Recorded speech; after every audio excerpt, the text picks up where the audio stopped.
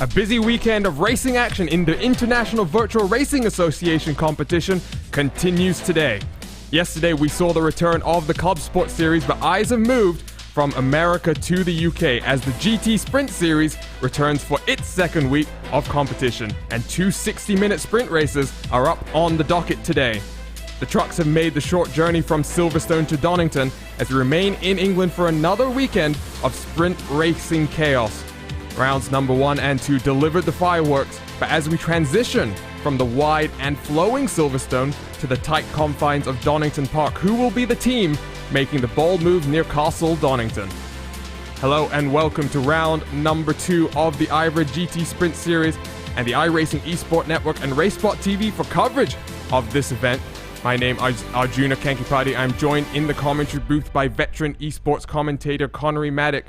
As always, track cameras provided to us by TrackCams22 and Istvan Ballo. Additional track cameras provided to us by Tyler Maxson.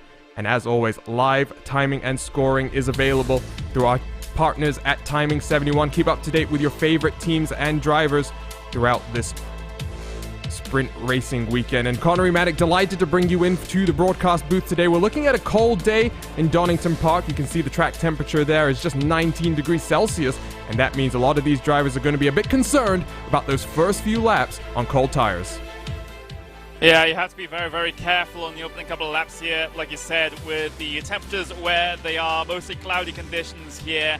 What was my home track for a decent amount of time while I was living at university. Unfortunately, I moved away from the Donington Park area, but it's still a track that is quite close to my heart in many ways. I can't wait to get started here, but first we do have qualifying.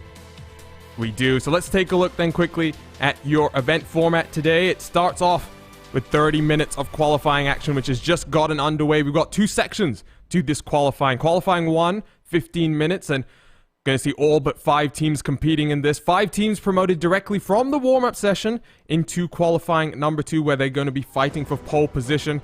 10 teams from qualifying 1 will get an additional 15 minutes to set lap times. And we should also note, once you leave the pit lane on your qualifying run, you cannot re-enter and re-exit. So one chance to get out on track and set the best lap time that you can.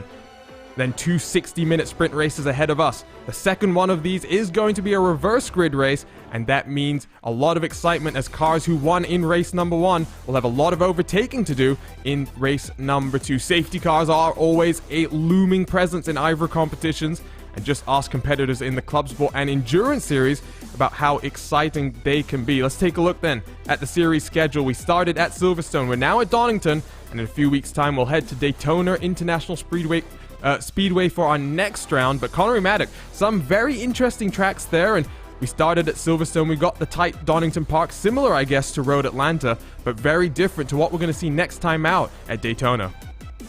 Yeah, Daytona is always one that can throw up a few surprises, and it's one of those tracks where, you know, anyone, if you're vaguely in the top half of the field in terms of pace, you can potentially come home with the race win there due to the being more of a strategic race with Slipstream with the draft than it is a racer's racetrack. But the back end of the calendar certainly does look pretty spicy. But we're in the early stages of the season here, Arjuna. We had that round, first 2 rounds at Silverstone at the very start of the month, and now we head into the depths of October to Donington Park here for this one. And, you know, it's still early doors, but there's still early advantages to be gained here in this one. Yeah, absolutely. Let's take a look then quickly at the championship standings, and there are a lot of updates that we need to queue up the viewers on. If you watch race number 1 and 2, you might be surprised looking at these standings, and that's because a number of post-race penalties. We'll talk about that in a little bit more detail through the qualifying session, but pit lane penalties in effect.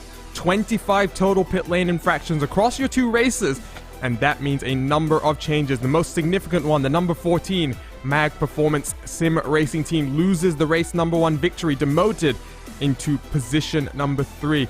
A few other big penalties as well in race number 2. You have the Apex Missers, the number 185, 35 seconds in total penalty time added to their post-race time, so they fall out of the top 10, but there you can see at the top of the standings as things run, the 2 RSR Esport by G Performance cars. And Connery, what a way to head into the next round as well. Those 2 cars have advanced directly from the warm-up into qualifying number 2.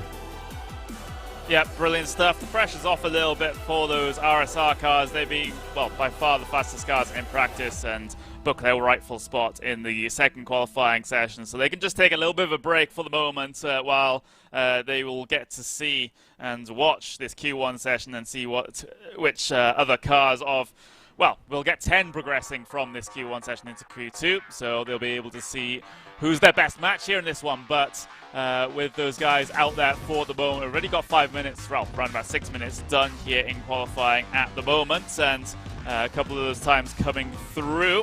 We've got Mag Performance, Apex Missers up there in terms of the times as well. Solar Vision Racing also setting the early pace here, but you know, it's open qualifying here. You have the maximum 15 minutes to be able to get your laps in, as many as you can do, not the usual solo car qualifying that we see here in iRacing. So in a way it can be a bit strategic as well. Maybe there are some other cars out there that can really help you with the draft coming down some of these straights, but they can equally hinder you through the corners as well.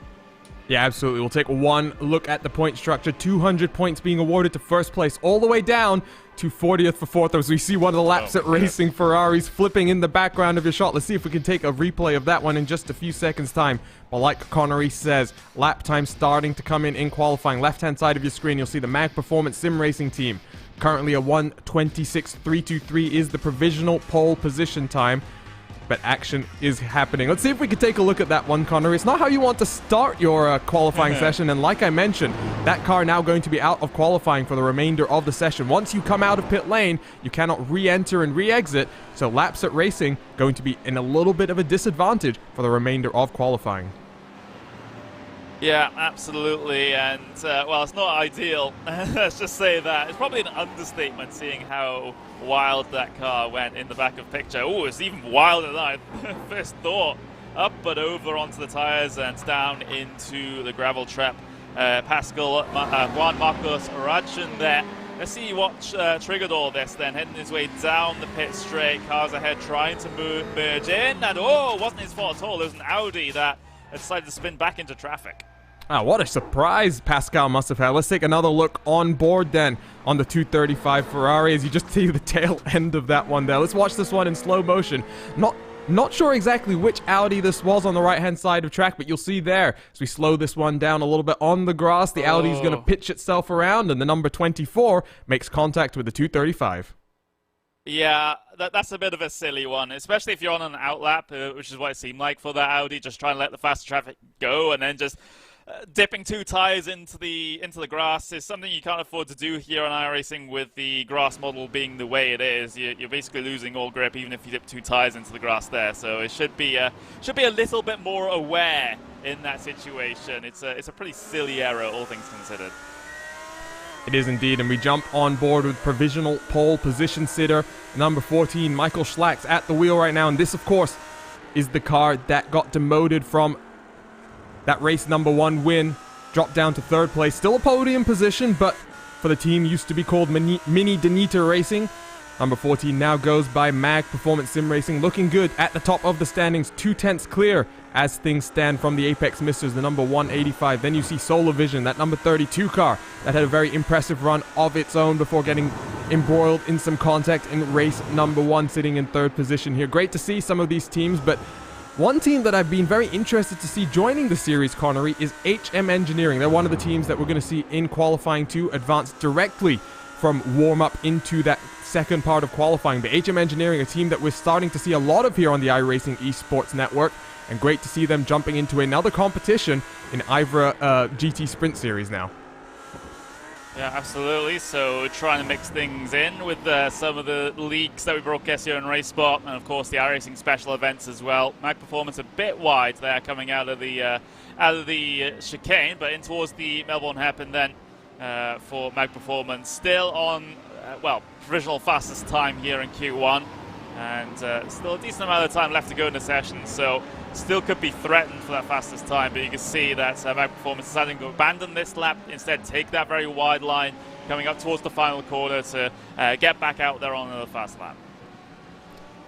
So top left of your screen, you'll see 25 minutes total left in qualifying. What does that mean? Well, about 4 minutes and 45 seconds left before qualifying 1 comes to a close. For Michael Schlack, a few more laps potentially to try and improve on that 1:26.246 that currently sits at the top of the leaderboard. And we must also note, qualifying times in Q1 and 2 do get aggregated, so Schlax could set his best lap time of qualifying in this first 15 minutes. And that would be enough to get him to pole position for race number 1. Let's take a look then at some of the other cars. See an Audi R8 LMS at the top of the board, while currently running in 5th position is the French team Xanady Motorsports. The BMW Z4 GT3 looking very strong here, Connery, and it's good to see such an old car in the iRacing service looking good. We have some other old cars in the service as well. We've got the likes of CXR Project Black in their Ford GT. You've got a singular McLaren as well, so good to see some of the old boys getting a run out as well here today.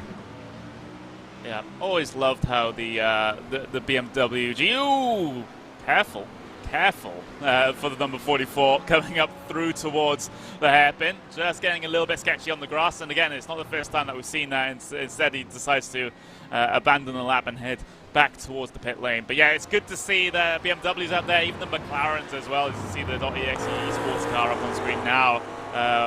Just absolutely fantastic. I remember, a good couple of years ago in iRacing where these cars were much more popular. We even had a GT World Championship series where the McLaren was looking pretty strong in one of those years, and unfortunately sort of faded by the wayside as preferences and BOPs come and go. But it's good to see it out there once again.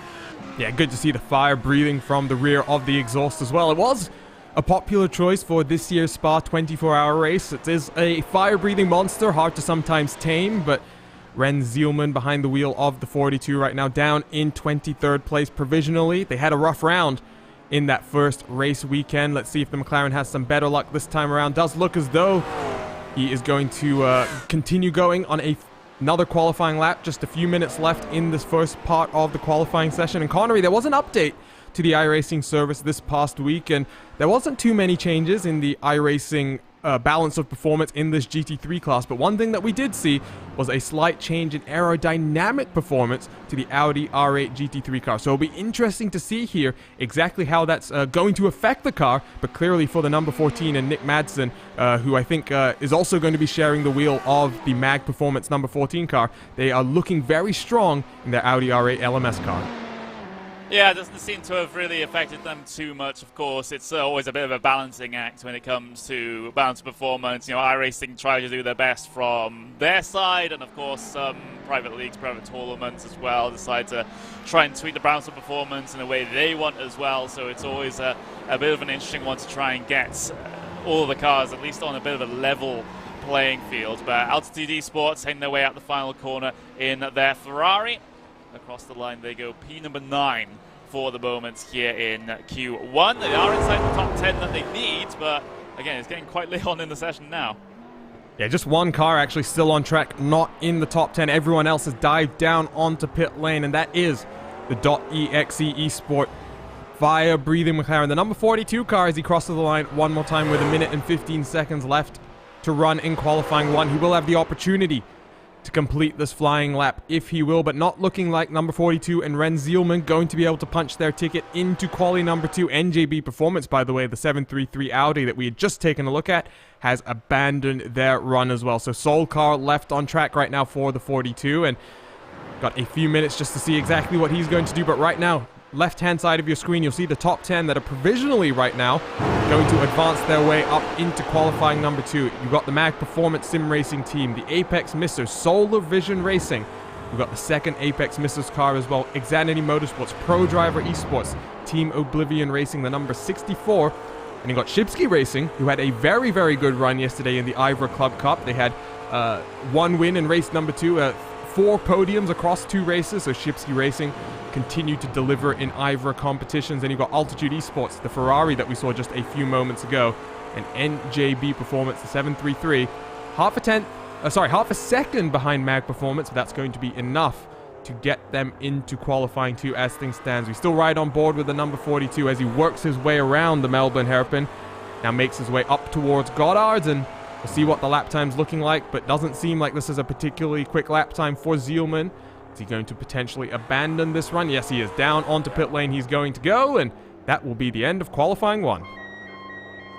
Yeah, absolutely. So Mag Performance topping the timing sheets in this particular session. Apex missed his second place, Solar Vision in third. As for those drivers on the bubble, though, NJB Performance was the 10th car in the order. So that means everyone from Quasar Sim Racing in P11 and down, unfortunately, not going to get themselves up into Q2 to try and fight for that pole position.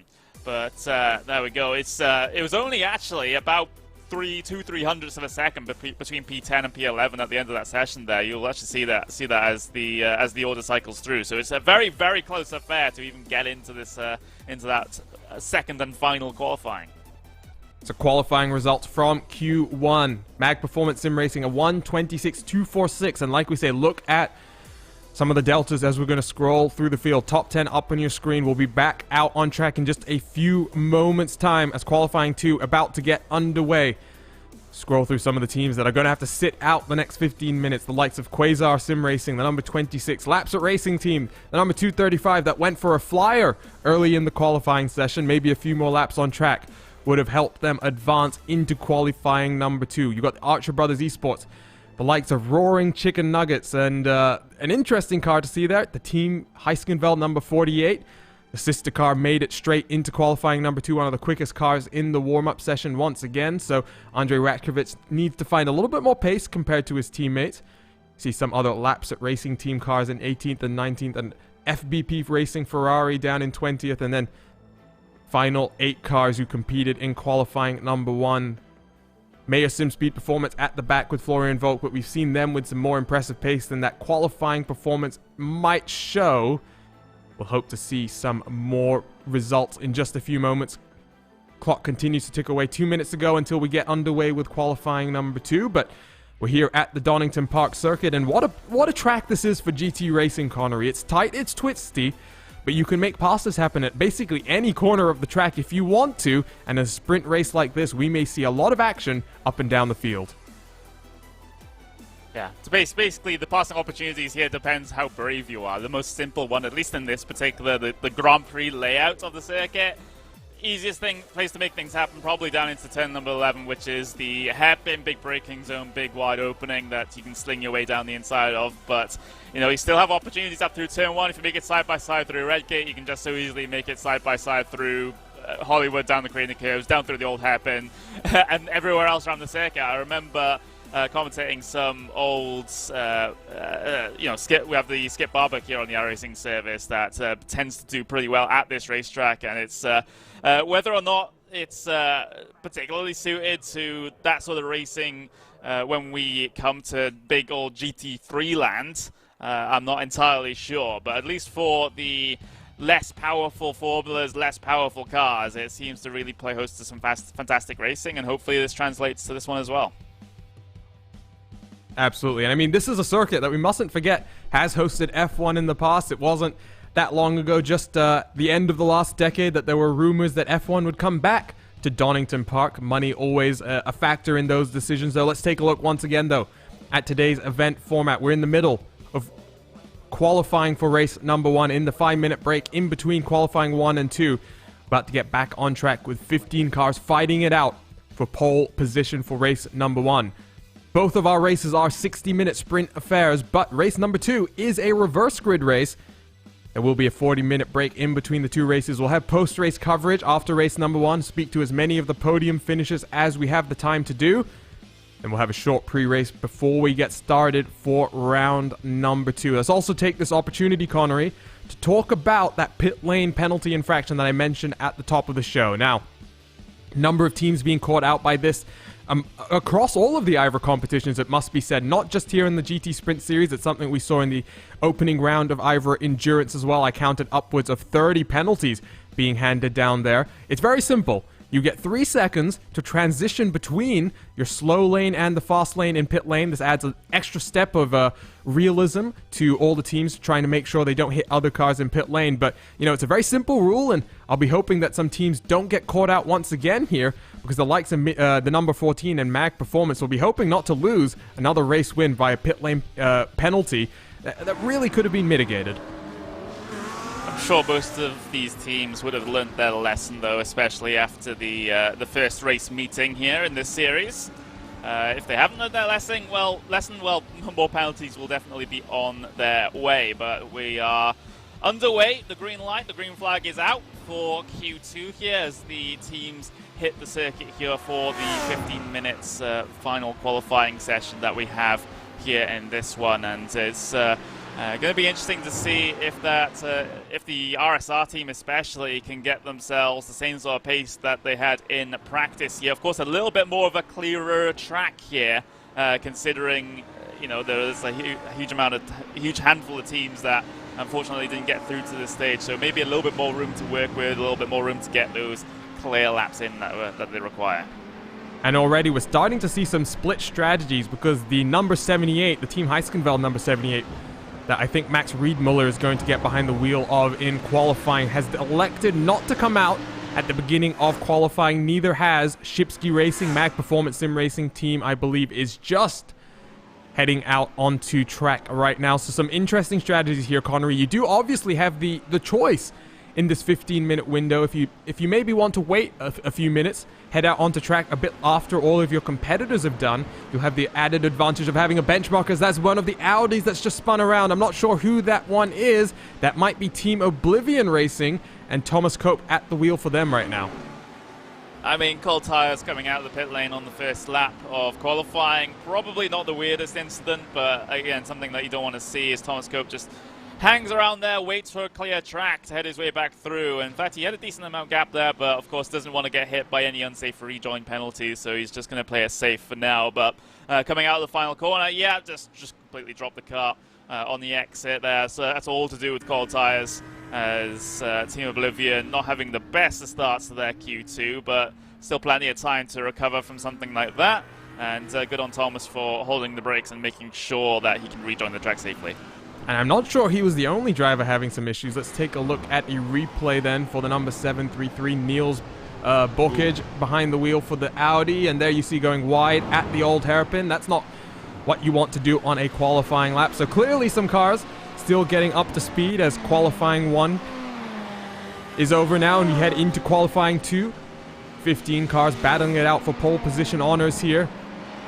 And remember, qualifying 1 times do count as well. So if cars can't go faster than they did in qualifying number 1, that lap time from Q1 will still stand.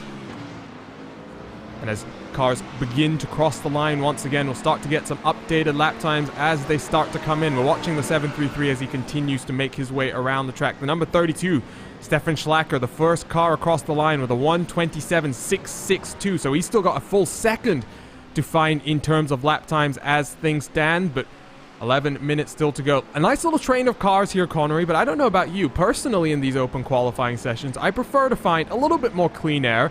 Yes, you do lose that benefit of the draft, but you can see some of these cars are already getting very sketchy, and I think the added distraction of dirty air and that car in front of you is proving to be a little bit challenging for some of these cars today. It can be pretty tough, but it's all about driver preference here. I mean, I don't think the draft is going to be that influential at a circuit such as this, so you can really afford to run in your own little space if so required. Let's have a look at the replay here for Solar Vision Racing. Again, that's what happens when you dip 2 tires into the dirt and or grass. It really doesn't like it.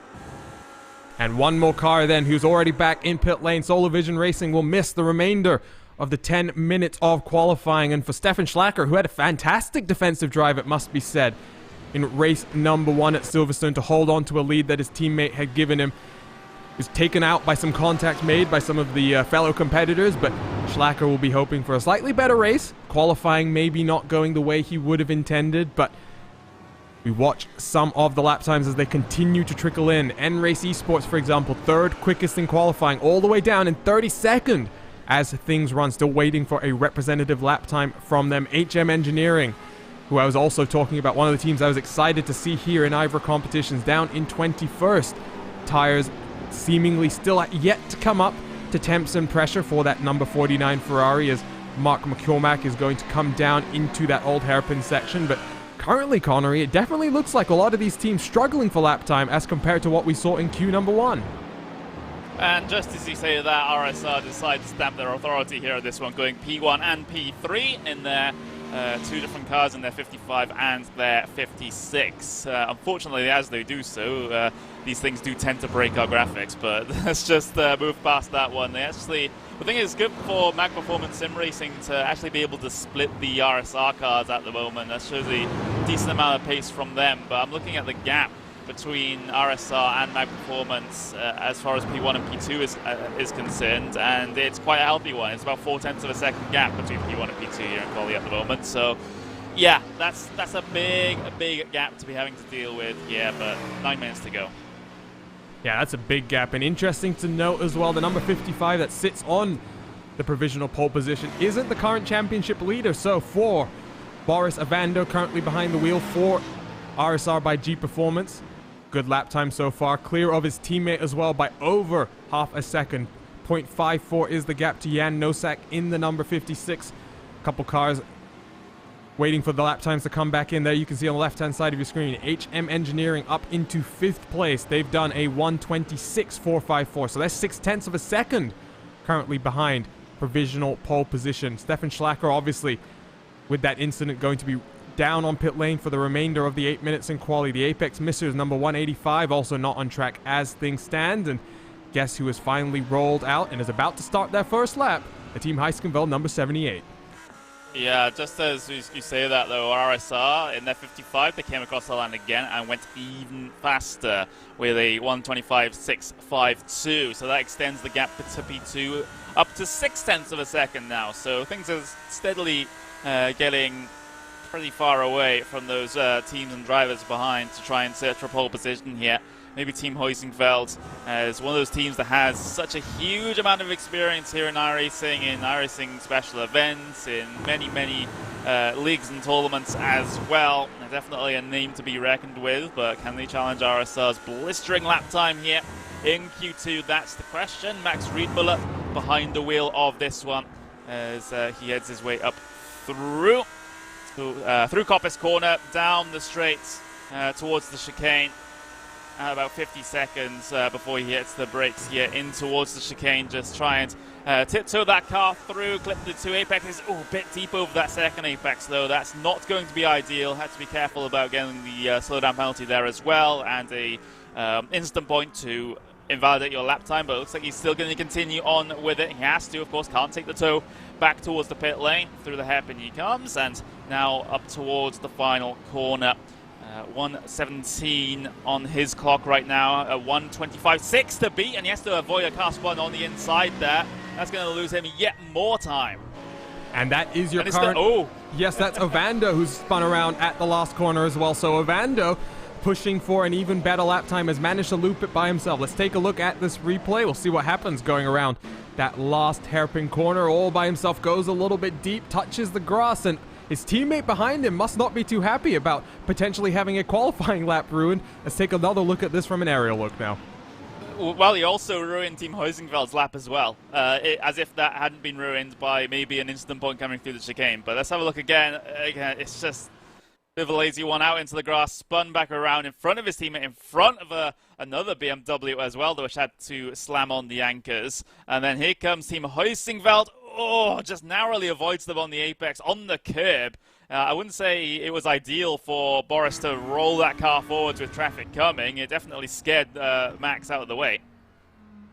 I think that second BMW was actually heading down onto pit lane as we take a look on board with the number 78, whose lap ended up only being good enough for 12th position. So a lot of work still to do for Team Heiskenveld as they head down into the second to last corner on this one lap. Still 5 minutes to go for Riedmuller to try and set a better lap time, and Riedmuller had some good pace last time out at Silverstone. Be hoping to show more of the same, going a bit deep into the braking zone. I wonder if he's just setting up for the next flying lap. But let's go back to something you just mentioned, Connery, which was the risk you can sometimes take going through the chicane when you potentially get an incident point and a slowdown. Well, Stefan Schlacker, by the way, in our YouTube chat was talking about he was already 0.3 of a second up. He wanted a bit more, pushing a little bit too hard, went out onto the grass and lost it all. There's this risk versus reward battle that you play in qualifying But when you know it's one chance to be a hero, you put it all out there on the line, and we're about to see exactly who is the quickest driver in the grid today.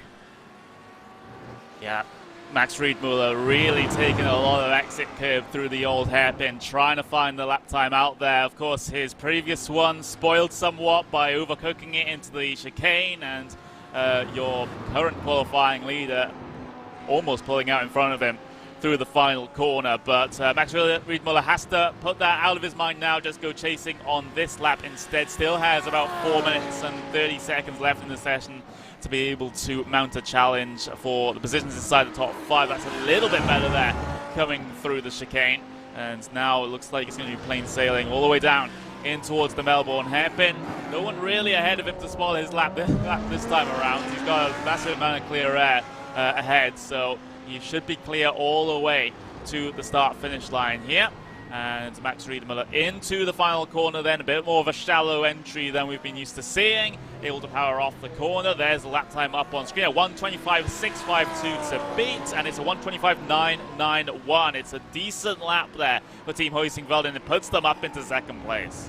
Yeah, that stunning lap from Ovando still reigns king. 1:25.652, the current provisional pole position, and Max Riedmuller just over 0.3 of a second off the pace as things run. He does appear to be one of the few cars out on track with a chance of beating Ovando and the number 55. The number 56, Nosek, still out there on track in 5th position as things stands. You got Shipsky Racing, the number 222, also out on track. They're down in 15th place as things run right now, so they'll be hoping to move up a few positions. But we watch Riedmuller as he once again works on another lap. 3 minutes to go in qualifying. The last potential opportunity for a car to displace the number 55 from the top of the leaderboard. And it's been interesting to watch Riedmuller down in through this chicane. He's been carrying a lot of speed, trying to cut as much of the track as possible, taking a lot of risk. There you can see using a bit less of the curb. I think he might have actually abandoned this lap, Connery, trying to set up maybe for his next and final flying attempt. Well, he's starting to run out of time, and the longer he stays out there, the older those tires are going to get, and they're not going to be as performant as they were maybe 1 or 2 laps after coming off the pit lane. That's when they get into their optimal window as far as the temperatures and pressures are concerned. He might even dive towards the pit lane here. There we go, diving towards the pit lane. He'll be able to get a stop in and maybe get an out lap and a flyer, possibly, maybe even 2. So this one's going to be close here for Team Hoisingveld as they take a trip down towards the pit lane to get a fresh head of rubber. Well, not in IVRA competition, so Team Hoisingveld down onto pit lane have elected to finish their qualifying run, and as Shipsky Racing does the same thing as well, stopping on track and getting back into pit lane. With 2 minutes left in qualifying, no cars left on track, the grid order does appear to be set. So for race number 1, left-hand side of the screen, actually, let's go ahead, take a look then at your full screen qualifying results.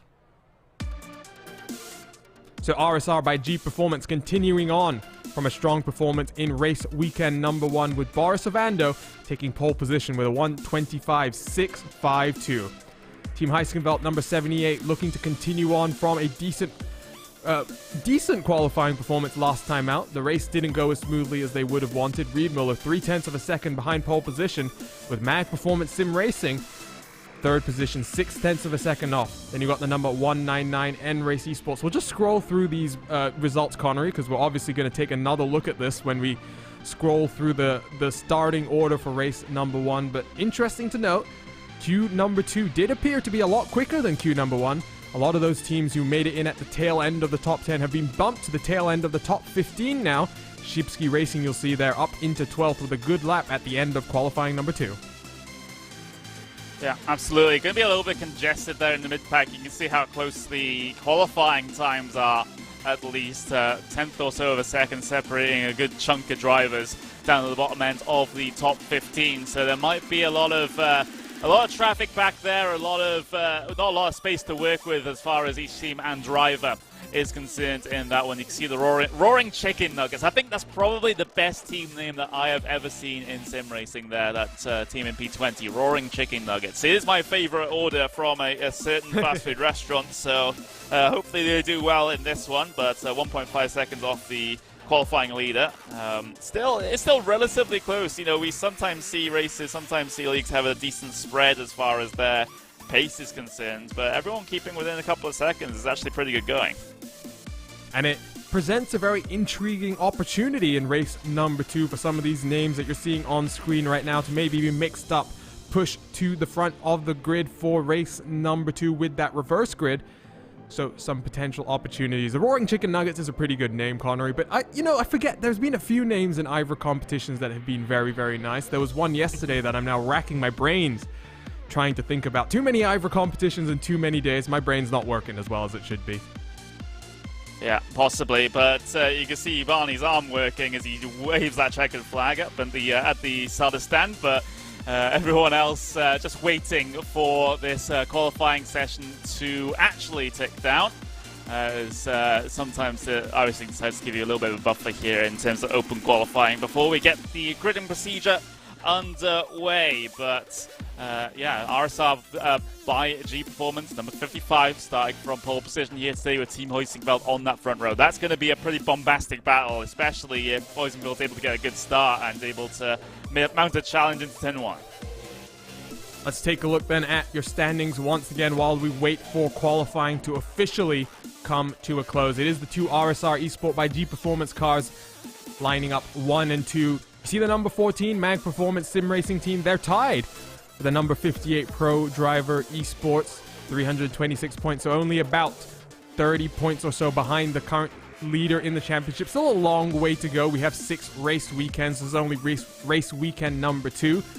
You see the second place car lining up in grid number 1, race number 1 rather. You got Team Heiskeveld number 78. Rough race weekend number 1. They made a bit of a basic mistake. They forgot to follow some of the basic rules for the series, Connor. And I mean, it's something that you have to, when you come into these private series, you see you have to read the rule books, make sure you understand them, and follow them to a T. Yeah, even if you only have 24-hour notice of broadcasting the series like I did coming into this one. But yeah, absolutely. I mean, I've broadcasted so many leagues where some teams have signed up with the wrong car number and they've had to take a penalty early on in the race as a result. So that is pretty embarrassing for whoever's responsibility that is supposed to be. It is. We'll hope that for a few of these teams they can avoid some of these penalties. But let's take a look then at the starting grid for race number 1, and it's RSR by G Performance number 55 that's going to line up on pole position. Field will be in control of Boris Avando, who took pole position by 0.3 of a second from Team Heiskenveld number 78. Row number 2 is Mag Performance Sim Racing Team and Nick Madsen.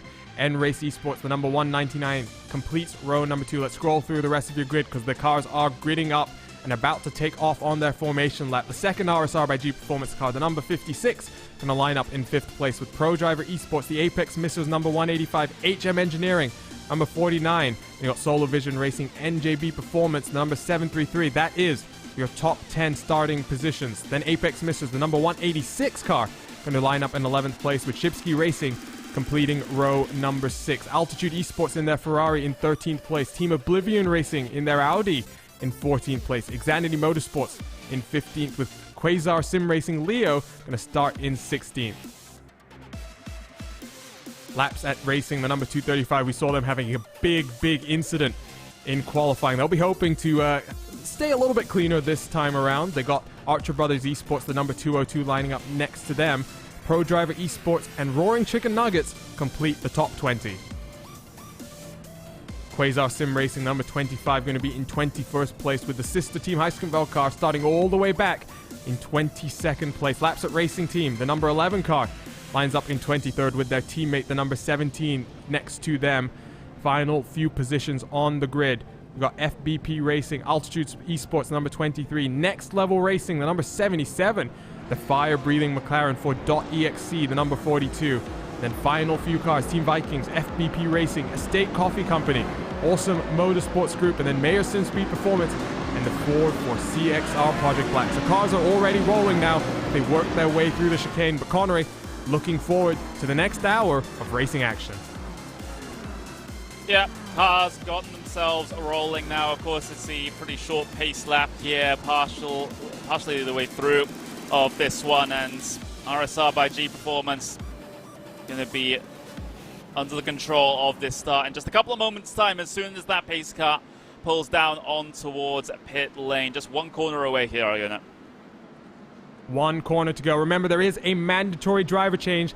That pit window opens with 25 minutes gone and closes with 25 minutes to go. So a 10-minute window, but who is going to take the control of the start here? It is Boris Ovando, but look at that already. One of the cars is totally messed up there and completely jumped the start. And one of the Lapsat Racing Ferraris around in the background of your shot as well. It's complete chaos here as we make our way down in towards turn number 1. Ovando's going to have a good start, but it is the number 58 Pro Driver Esports car that got the dump on the start and is completely messed up further back in your field as well. They're slowly stringing themselves out. So we can make our way down into the hairpin, trying to figure out which Ferrari that was. There's another BMW going around, and now the 733 Audi is going around as well. Complete carnage at the start of this one. Yeah, Pro Driver Esports in the grass as well. That was number 58 car that had jumped the start. I can say that for basically certain at this point. So they'll be getting themselves cycling all the way back. There's a good couple of cars have had early problems here. I'm seeing the number 11 also having issues early on. That's the Lapsat Racing Team number 11 car as well at the very back of the field. So a bit of carnage both front and back of the field here on the first half a lap of this one. And RSR by G Performance number 55 still leads this one by Team Huizenfels from Mag Performance. So the order at the front hasn't been messed up too much, especially since the jump starter has now fallen back through the field. But that one was a little bit of a mess, all things considered. They're coming around the final corner for the first time. The number 78 putting all types of pressure to Boris Ovando in front of him. Let's go ahead, though, and start taking a look, Connery, at some of those replays of the start. Let's start, though, with whatever happened to the Lapsat Racing Ferrari. There you'll see the tail end of the incident as, once again, Pascal Radjin gets spun around, no fault of his own. Let's see if we can grab another look at this one, though, because as you see him getting back going again, it's just a complete checkup there, and I don't think he had anything he could really do to avoid this one as it unfolded in front of him. Yeah, I also kind of want to get a view of the Pro Driver Esports car that had jumped the start in that situation as well, because I believe they went on green, but it's not the green that dictates the start here in this series. It's the race leader who gets themselves to dictate the start within the start zone. He is on board with Pro Driver Esports here, so obviously they've gotten some form of green there. They've got some form of sign that the field is going, but it's not the flagman's decision, actually.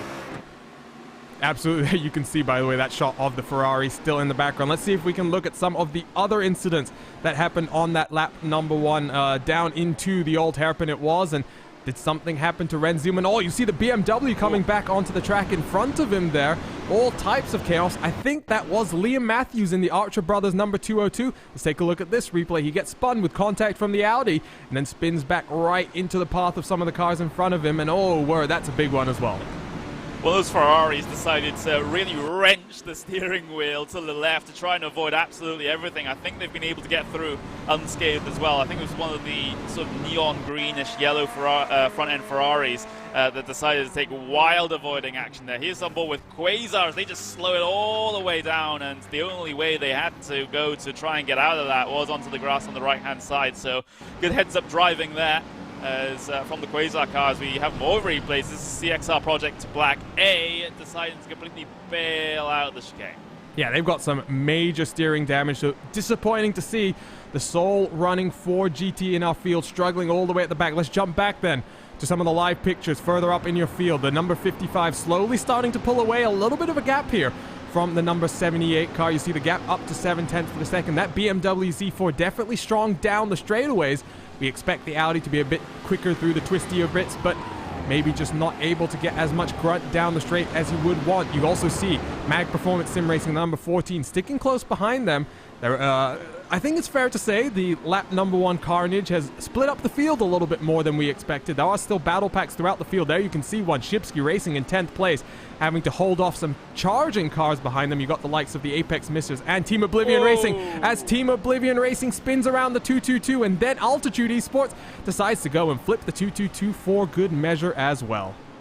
Yeah, that's a little bit lazy down into there. Of course, having an attempt around the outside. Of course, there's, you know, you're open to the possibility, but the contact is just a little lazy. You can see around the outside, attempted there by that Oblivion Audi, and just cuts a little bit too deep into the corner, too deep into that into the inside line, and the BMW had absolutely nothing to do with that. Had a car just press right into their rear left bumper and spun them around the circuit. There's been yet more problems out there on circuit as well. Look at this 3 wide moments here into the left, and well, the Lapsat racing car deciding that, well, I don't have enough track here, I'm gonna have to use the grass.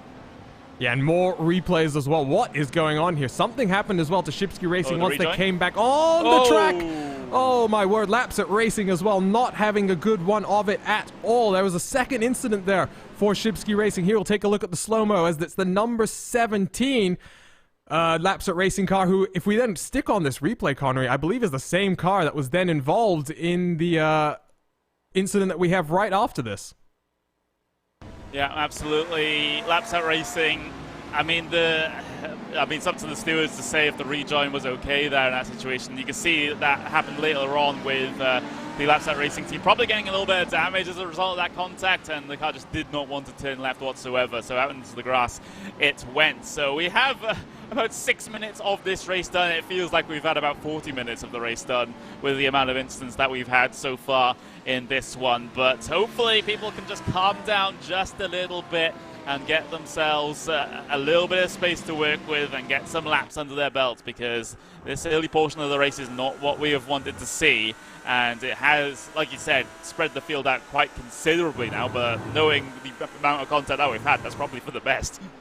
Yeah, I think it's fair to say some of our YouTube chat talking about that first race weekend at Silverstone as well. That first race weekend had a lot of action, some spins, some contacts, a lot of passing as well. I don't think we're going to be getting too much of that here in race number 1 now. This is the main battle that I'm seeing up in the top 10. 49 HM Engineering. Something's happened to Mark McCormack as well. There you can see the front clip of the Ferrari is totally gone.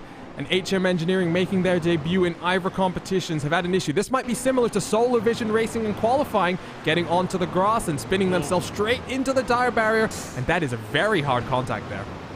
Yeah, very hard impact, and they're going to try and lift that car back. Oh, no, they actually took the tow directly back to the pits, so they're going to be pretty much done as far as this race is concerned, because that is going to be a very lengthy repair otherwise, and, well, it's not what you want on your debut, that is for certain, especially when you're looking so strong inside of the top 10 of the running order here. But again, a lot of other drivers and a lot of other teams in the pit lane right now are going to say, well, join the club, because we've had absolute mare of a start as well.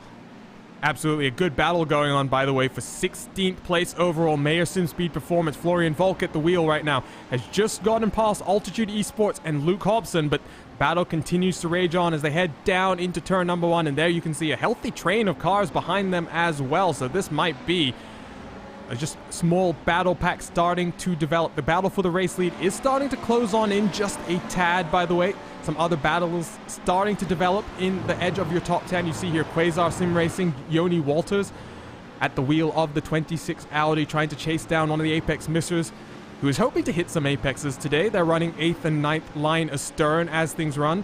Take a look quickly then at the battle for the lead, because number 78 doing a very good job here, Connery, and we talk about that pit window. It's going to open in about 15 minutes time. You're not going to be putting in much fuel, but we did see some teams decide that with a mandatory driver change, you can squeeze in a tire change if you're feeling brave. And I wonder if some of these teams are thinking that they're going to get the passes done in the pit road instead. And for the number 78, maybe some fuel saving happening here to jump the 55 in just a few moments time in pit lane. It is an option open to them, but in a race as short as this, with, you know, you're not having to take that much fuel, you know, half a tank maximum here in these cars, as far as that is concerned, unless they're fuel limited, of course. But Max Riedenmiller doing very well at the moment, being able to really catch up this gap and has been able to lop about 1.5 tenths of a second off on that previous lap and continues to reel in Boris Savando in that RSR by G Performance car. So the Audi really stretching its legs at the moment and not really giving the BMW a lot of room to work with. As that gap now down to 4 tenths of a second. That's about 0.5 tenth of a second improvement. Now basically a full tenth of a second improvement compared to when they came across the start-finish line last time. So Team Hülkenberg looking very strong in the early portions of this race.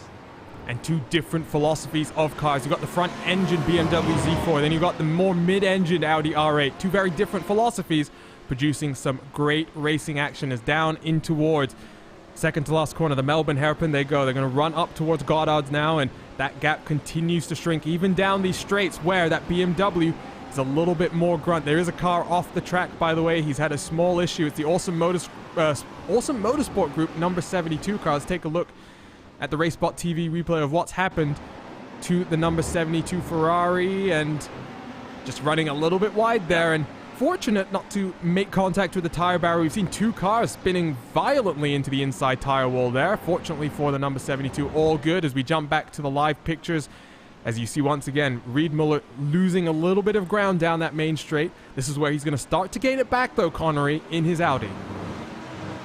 Yeah, you can just see the gap fluctuating in and out, and Tim Huizenveld in that downhill section through Kranenhausen and through the old hairpin gains so much time.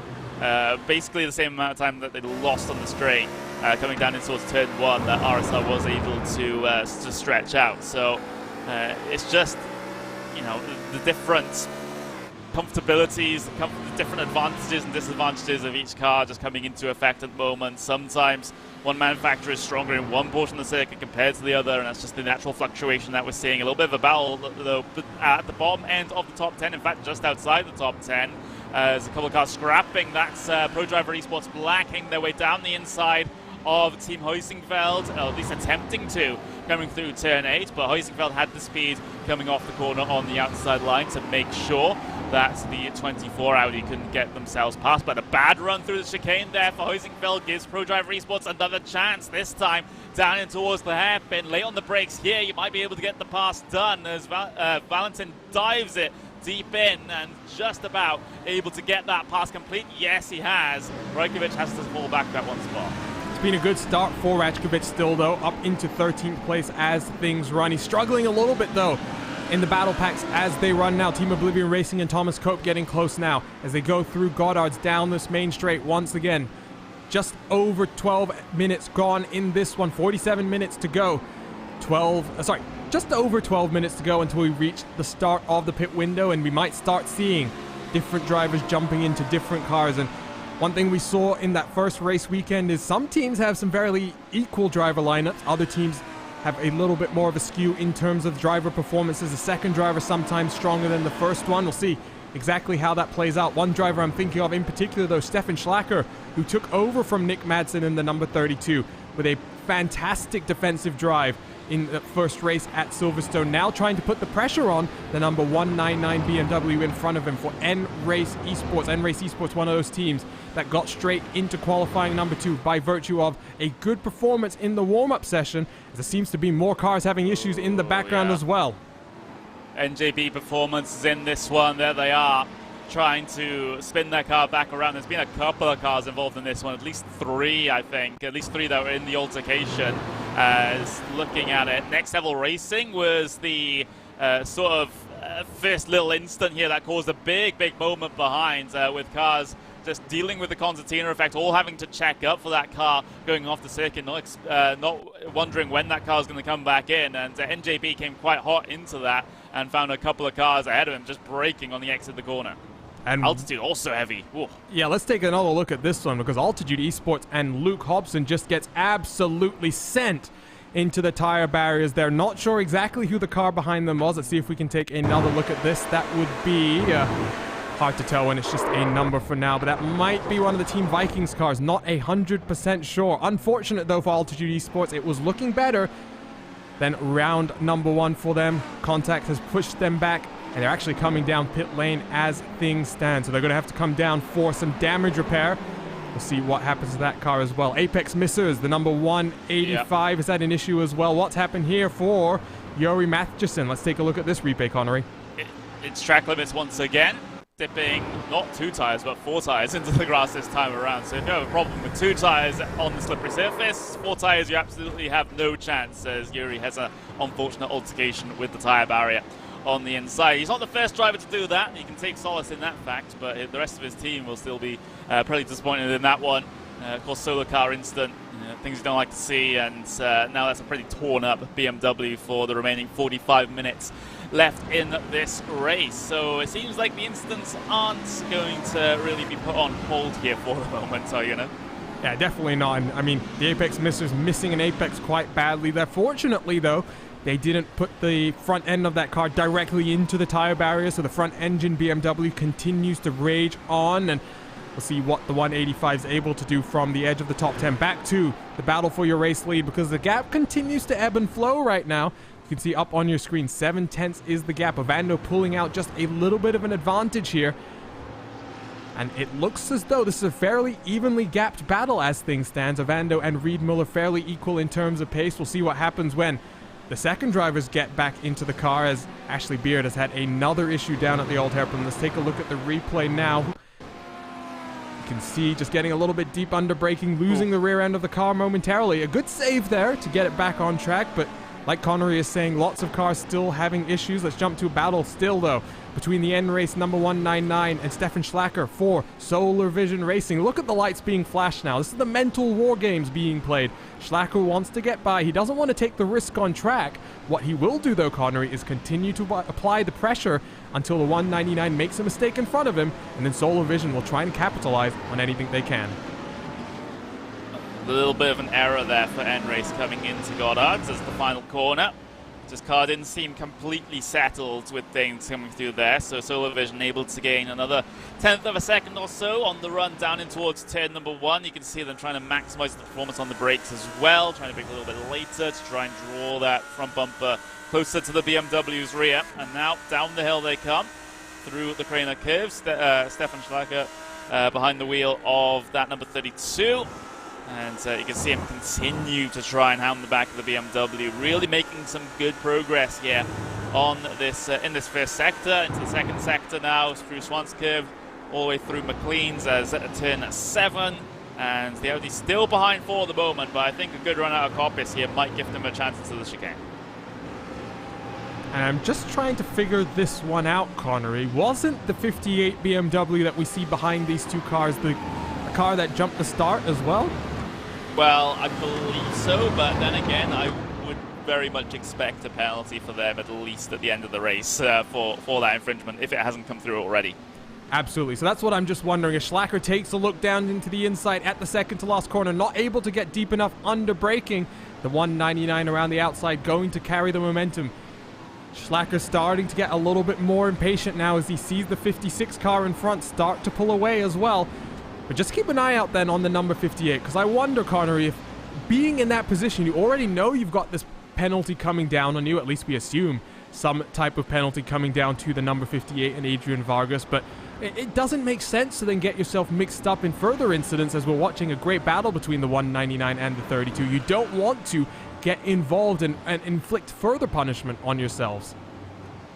Yeah, at this point, probably the decision might be to stick behind for them, even if they are the faster car of the three of them here, just so that you don't draw the ire of the stewards if there's further contact, because you're already in their bad books. But meanwhile, up on screen, battle for P number 18 up on screen there as they cycle their way through. I believe that is Team Vikings just getting passed by Quasar there further down the order, so the Audi just having to fall behind the Ferrari for the moment. The car off track for GT. Haven't seen one of those in a very long time, and CXR deciding that the grass needs to be mown. Well, as he gets a little bit loose there, almost comes back into the path. He's already 10 laps down, we should say, AJ Southgate. Let's take a look at this replay as a little bit of off-road driving, some rallycross action. We have some Fords that get a bit more airtime on iRacing Esports Network in the rallycross world. And, that is a interesting incident for Southgate there.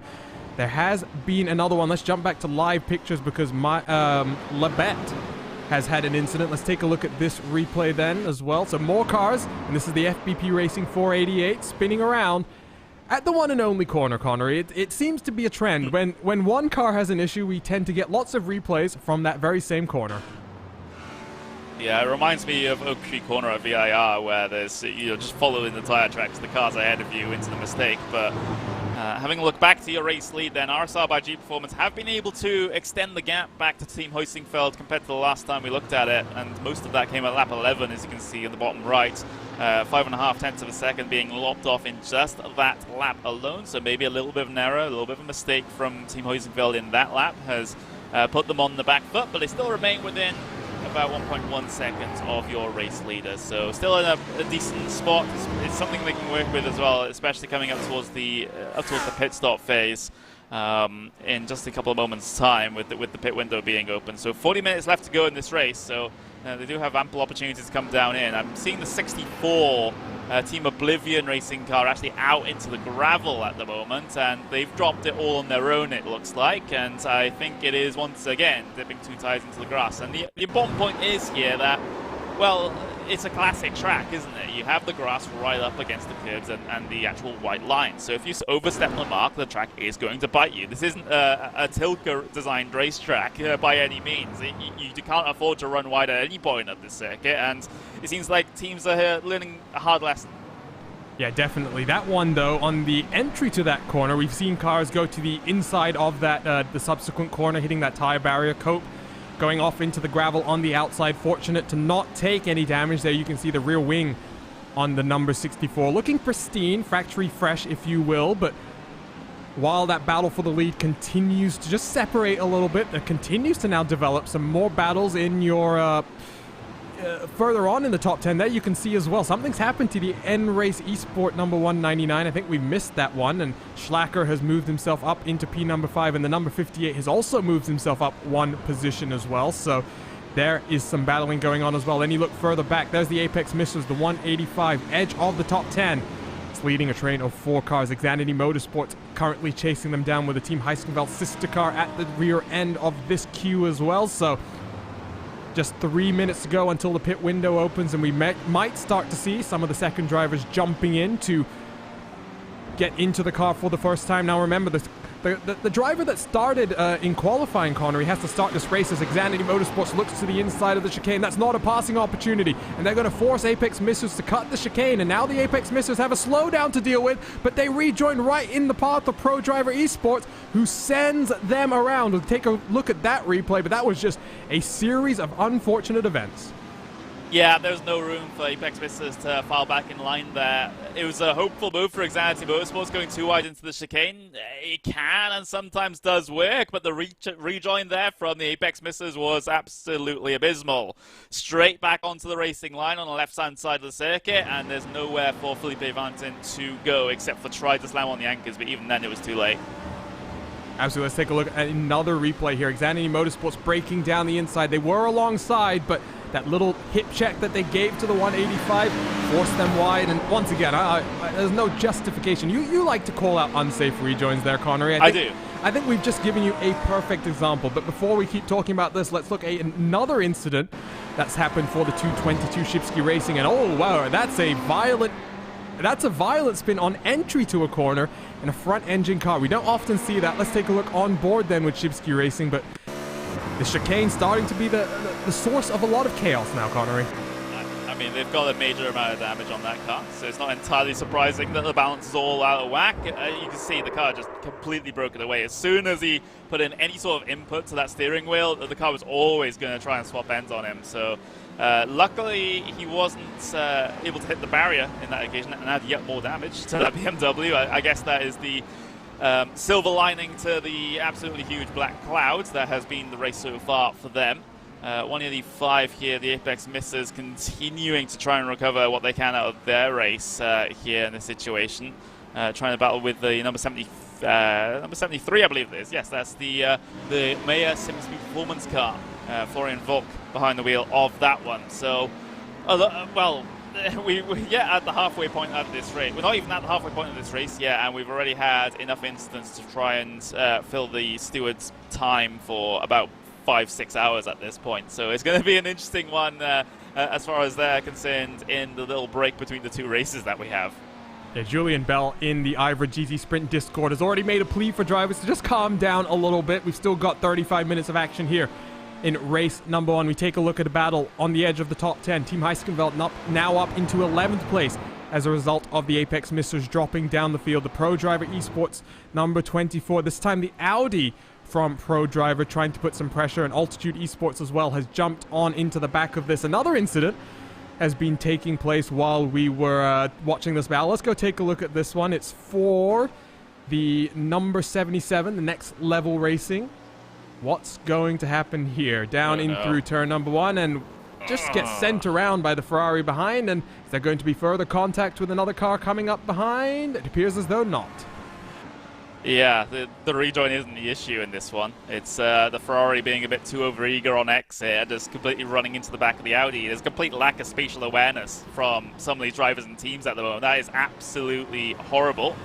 And FPP Racing have got to be really embarrassed about that one. There's more incidents happening on track right now as we speak, by the way, because I'm seeing the 185 Apex Missers car that's had a problem once again. And come on, guys, sort it out. I think we need the stewards to really just sort of bash their heads together at the moment, because this is not the way to go racing. Yeah, this is just shocking driving here as well. The Apex Missers car has already been involved in an incident. Look at this. Why is he blocking? He's forcing that other car all the way to the inside and then instigates the contact with Thomas Cope as well. What a shame for Team Oblivion Racing, because that was looking like a good passing opportunity there. And yeah, to be quite frank, I don't understand. You'll get a better look here. The BMW blocks all the way, and as the track moves back to the left, the BMW does not give the space, and that might be one of the easier calls for race control today. That was always going to be an incident there. Even if they were able to make it clean into the braking zone, there was no way that the car on the inside was going to be able to have the space to work with down into that. Or rather, yeah, I mean, it's thought to score contact in the end. You could see that as maybe a racing incident, but the heavy block towards the inside there was completely and utterly unnecessary, especially with the amount of damage that was on that car. They were going to struggle to hold on to that position anyway, so yeah, not exactly ideal, but hopefully the race at the front is a little bit cleaner than the racing that we've seen deeper in the pack. At least I hope, and touch wood. Touching all the wood around me on my desk right now. 7/10, 8/10, the gap between first and second. There are some takers down onto pit lane. We're within the pit window to get to the end without going over the maximum drive time, so 33 minutes left on the clock. And Lapset Racing Team, the Apex Missers, have also come down after that incident. Next Level Racing, Shipsky Racing, the other cars that have made their pit stops. More takers this time around, though. Team Heiskensveld, the number 48, diving in with Altitude Esports. Mark Fletcher jumping into the 111. But there's been an incident for Stefan Schlacker in the 32. What's happened to Solar Vision Racing here was looking like another good result. It might be another self-inflicted incident. It looks like the 32 has done this all on their own, Connery, through our very favorite corner on the track. Actually, it's not the grass. He actually lost the car before he even hit the grass and the dirt. So, wanting to swap ends on entry. Not the first time that we've seen a driver have problems with the corner entry here. I'm wondering if he tapped the grass on the end. No, he was still all 4 tires on the grey stuff. The car just did not want to keep pointed in the right direction, and just the weight shifts and gets very light at the rear end, and the Audi decides to point in the wrong direction. What else has happened? There's been a few other incidents that I'm noting on my timing screen. There you'll see Next Level Racing going deep. That's not the one that I've been most curious about. What's happened here for Shipsky Racing? Thomas Hamritzek has just gotten into the car. And okay, similar issue there as well. So a few cars just coming out of the pit lane in both cases. Drivers trying to get up to speed themselves, and they'll be hoping to get a little bit better as the run goes on. More takers down onto pit lane now. You see Solar Vision Racing down on the lane. Stefan Schlacker going to hand it over to his teammate. We'll see what happens, though, at the front of your field, because Ovando and Riedmuller continue to pound around. And I mentioned this a few times, Connery. You might not always expect to have your fastest drivers starting the race. Sometimes you want your fastest drivers ending the race. However, there is that additional complication of the order gets flipped for race number 2, so your fastest driver might start this one, but they may end race number 2. Yeah, absolutely. And Well, we're having a look at the battle for P3 at the moment. Mag Performance versus RSR in the BMW and, of course, the Audi. The Audi trying to defend from the BMW. About half a second between those two as they head their way through the Melbourne hairpin, of course. So we are expecting maybe a couple of front runners this time around to head their way down on towards the pit lane to get their one and only scheduled stop done. Neither of these two head their way in just yet, but we've had about, I would say, 10 or 15 cars already come down in at this stage of the race. But as we get towards that halfway point, I think we'll have a bit of a pit party in just a couple of moments' time. So 30 seconds from reaching the halfway point in the race. We'll see what happens in terms of the front-running pit stops. You've got a few more takers down onto the lane this time around. The likes of Quasar Sim Racing, Pro Driver, the Apex Missers number 186 has joined them down on the pit lane as well. Taking a look at some of the cars who are back out on track as well. Alexander Walton has gotten into the number 32 for Solar Vision Racing. I mixed up, I think, the number 14, where Nick Madsen should be getting behind the wheel of the Mag Performance Audi in just a few moments' time. Take a look, though, back at the battle for your lead. Are either of these drivers coming down onto pit lane this time around? They've got a few more laps, Connery, to come down, but they are approaching some lap traffic here. You'll see one of the FBP Ferraris in front of Evander right now. Might be an opportunity for Riedmuller to jump down and avoid some of the traffic. Yeah, it could be the plan here due to the amount of instance that we've had, and of course the pit stop cycle being in effect with a couple of the early stoppers. The traffic is going to be a slight problem perhaps, especially with a bunch of cars coming off the pit lane now, but I think both these leading cars have been able to get out before they get impeded by any cars coming off the pit lane, but they'll still have to deal with what is the NJB Performance car that's currently ahead of them at the moment. It looks like we've had yet more instance out there. The Apex Missers 185 having a bit of a problem, it seems. It looks like all on their own, just dropped on the entry to the corner once again. So, not sure whether we have some issues with rear locking on some of these cars, but it seems like they're just completely and utterly unstable on the entry to the corners. Maybe the damage probably isn't helping, let's just say that. But. Well, we ride on board, and just keep a listen out if you're listening, because he blows the engine. I think he manages to do this on the downshift as well, just trying to slow the car down with the engine braking. Look at the traffic coming. And with traffic coming as well, they all had to check up. We'll see if we can get another look at this incident down into the last corner. It blows the engine, spins the car, and then blocks the track for the number 185. Not being a day to remember for the Apex Missers. There you can see the puff of smoke. The Lapset Racing Ferrari has to stop dead in its track, and here comes the rest of the cars. Just, oh my word, I feel so bad for that Lapset Racing Ferrari. That was just stopped. Agonizing wait there for that Ferrari. Yeah, absolutely. But it's really only one of the only options they could have gone for. So they'll just have to hemorrhage those positions and take that one on the chin somewhat. But as you can see, there we go. Race leaders down on towards the pit lane for their scheduled stop. RSR by G Performance in first. Then you have Team Heusingfeld heading their way in as well. So it's the battle of the pit crews here between these two, and if Team Heusingfeld have been able to save that little bit more fuel, maybe, just maybe, they'll get the jump in the pit stop here, as they'll just wait for the rest of that fuel to go in. There's even the car that's taken tires there as well. They both, of course, have to take the driver change as well. So Matthias Stork Hugsfeldt behind the wheel of the Team Heusingfeld car, Michael Strogbauer behind the wheel of the number 55 RSR car that was in the lead coming down on towards the pit lane, but will he lead off of the pit lane? That's the question. And interesting to note, number 14, Mag Performance, has stayed out. Order stays the same coming out of pit lane, though. And Strogbauer is going to lead from Hulsfeld as they get up to racing speed once again. I don't think either of these guys took tires, Connery, about the same time in the pit box as well. So no strategy games being played. It's now all up to the number 78 to make this happen on track. Yep, just 31 seconds apiece. Although Team Heusingfeld did have the much better stationary time there, but their lane time was actually worse. So it's all about getting stopped for those yellow cones and getting up to speed as quickly as possible coming out the pit lane. But let's have a look at what happened to the Apex Missers. Oh, okay. That Audi might be taking a trip to the stewards room after this. Take another look at this replay on board with Alexander Walton, who has just gotten behind the wheel of the 32. And for a team that was feeling quite aggrieved, I think, by being punted out of race number 1 in Silverstone from the lead, they won't be too happy with that one. A slight mistake in the braking zone, and like you say, trip to the stewards incoming for them, I'm sure. But let's jump back to live pictures once again. Schlax is down on pit lane. So he will be handing the car over to Nick Madsen. Up into the pit box he goes. Is he going to take any tires? It doesn't look as though that car is taking tires this time around. We'll jump back, though, to the net lead battle, because 16 seconds was the gap between the number 55 and the 14 coming down into pit lane. So expecting Schlacks to, or rather Madsen to come out considerably behind these two drivers. Battle continues to go on as they cross the start-finish line once again. Madsen still up in the box getting fuel as well, so he's going to drop a long way down the order coming out of the pit lane right now. Let's take a look at an incident that's happened as well while we were watching this battle as they cross the start-finish line. It was for Quasar Sim Racing coming through turn number 1, and for Richard Small, a little trip to the gravel there, and fortunately didn't affect his chances too much, I would say, Connery. Yeah, already hemorrhaged too many positions, as we'll get the replay up on board on the roof cam on the way down towards Redgate.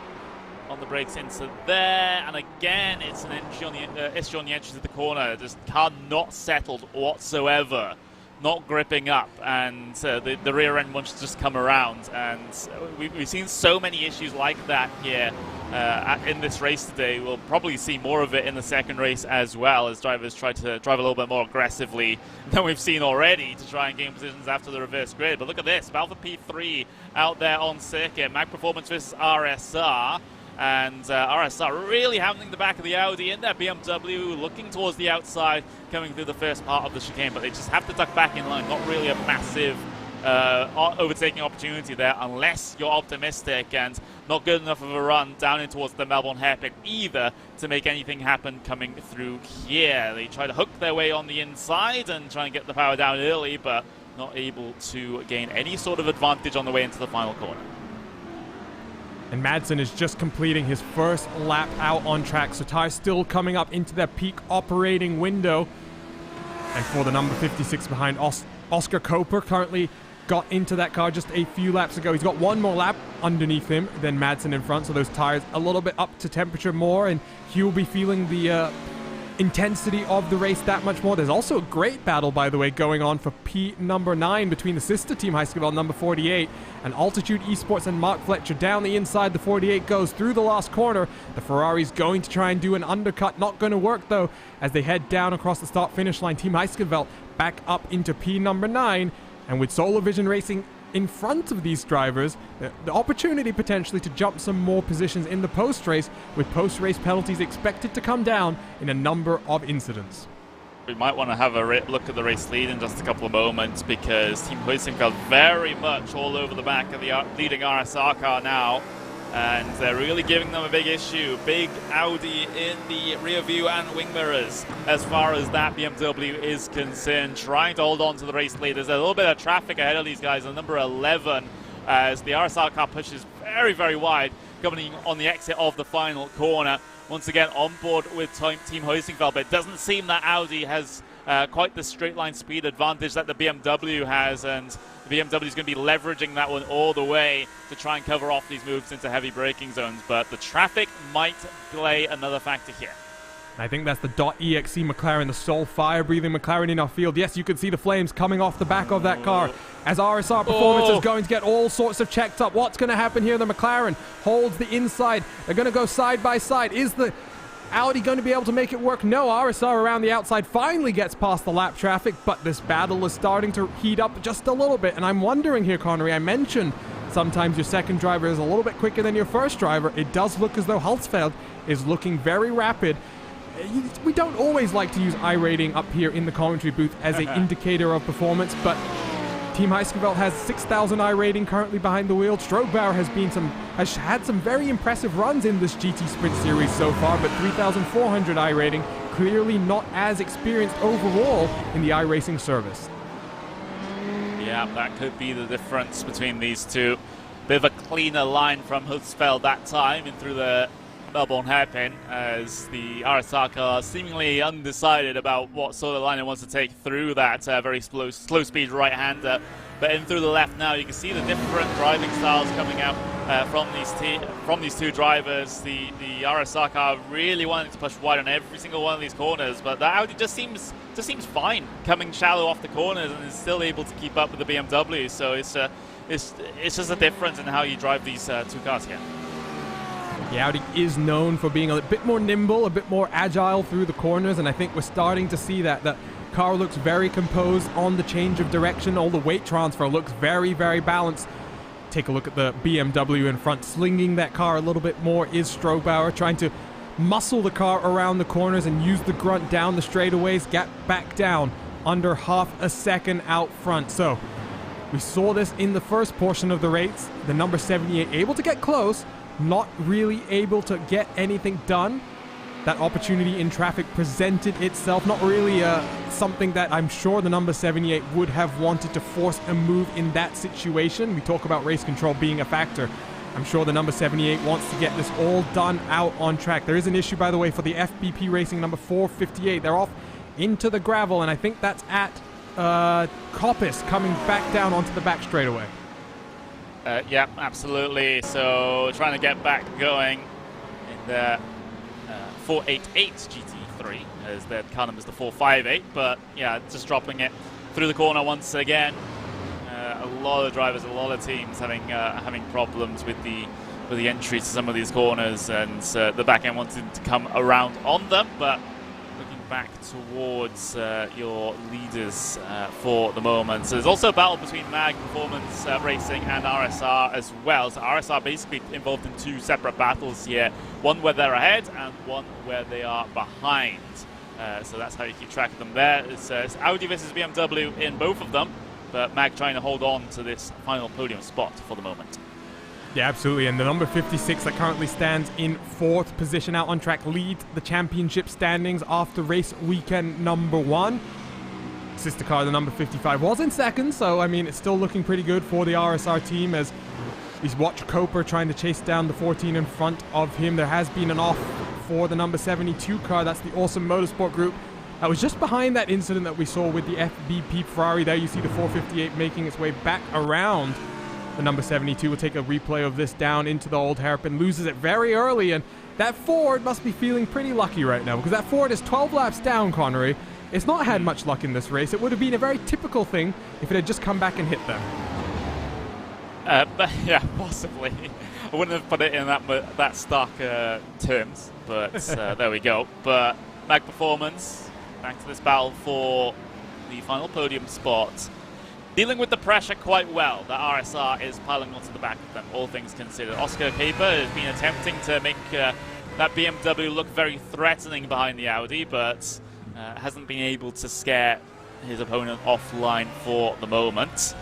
But can very much all change. Same with the battle for the race lead as well. So we're in a little bit of a calm portion of the race, and I know as a commentator how risky it is to say that, since I've had experience of saying it's a calm race and everything going a bit crazy. But for the moment, we're just having to hope that's not the case. Meanwhile, further back in the pack, Altitude still trying to get past the battle inside the top 10 here. That's the Quasar car that they're trying to get past, and looking to get the drive off the corner, sort of diamond off the final corner to get the speed coming down the pit straight here. Maybe able to make something happen down the inside at Redgate. The Ferrari's just going to stay in line. Now it's going to duck to the inside, and a big forceful move will get them the place.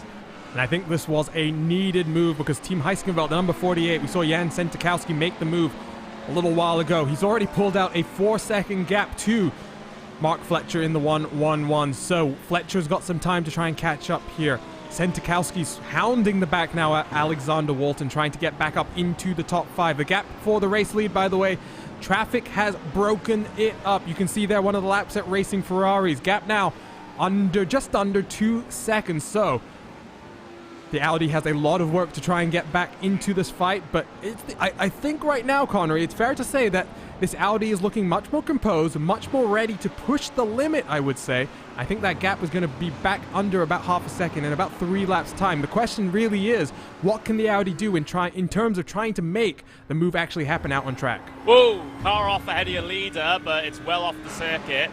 Team Oblivion, heavy impact with the tyre barrier directly in front of your leader, but fortunately, since the barriers are so far away from the actual live racetrack here, it doesn't bounce back into the racing line and take out those leaders. But Dylan Stone having a massive problem, 2 tyres in the dirt again, up over the curb, and well, that barrier has another visitor in this race. I think this is actually, if I'm not mistaken, Connery, this is the barrier on the inside of the old hairpin. So first time that we've had someone come in through there and hit that little bit of track.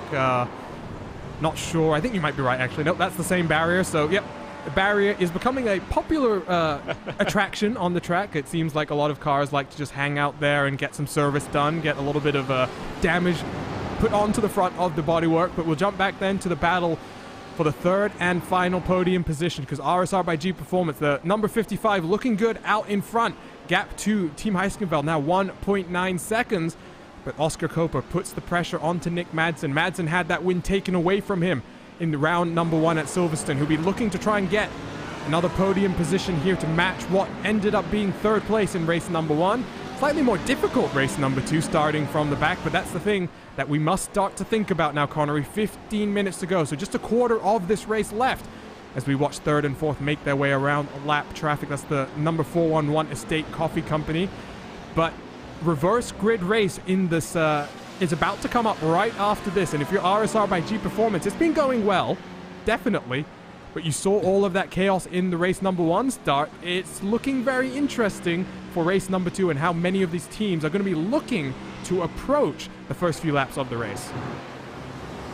Yeah, it's going to be a pretty tricky one indeed, especially due to some of the teams that start at the very front of that one. They haven't, well, DNF from the, well, they've DNF from this race. Meanwhile, Quasar down the inside of one of the BMWs at the hairpin, trying to again recover something from this race, and they're able to get the pass done. BMW come back at them though. That's the number 99 car of the Roaring Chicken Nuggets.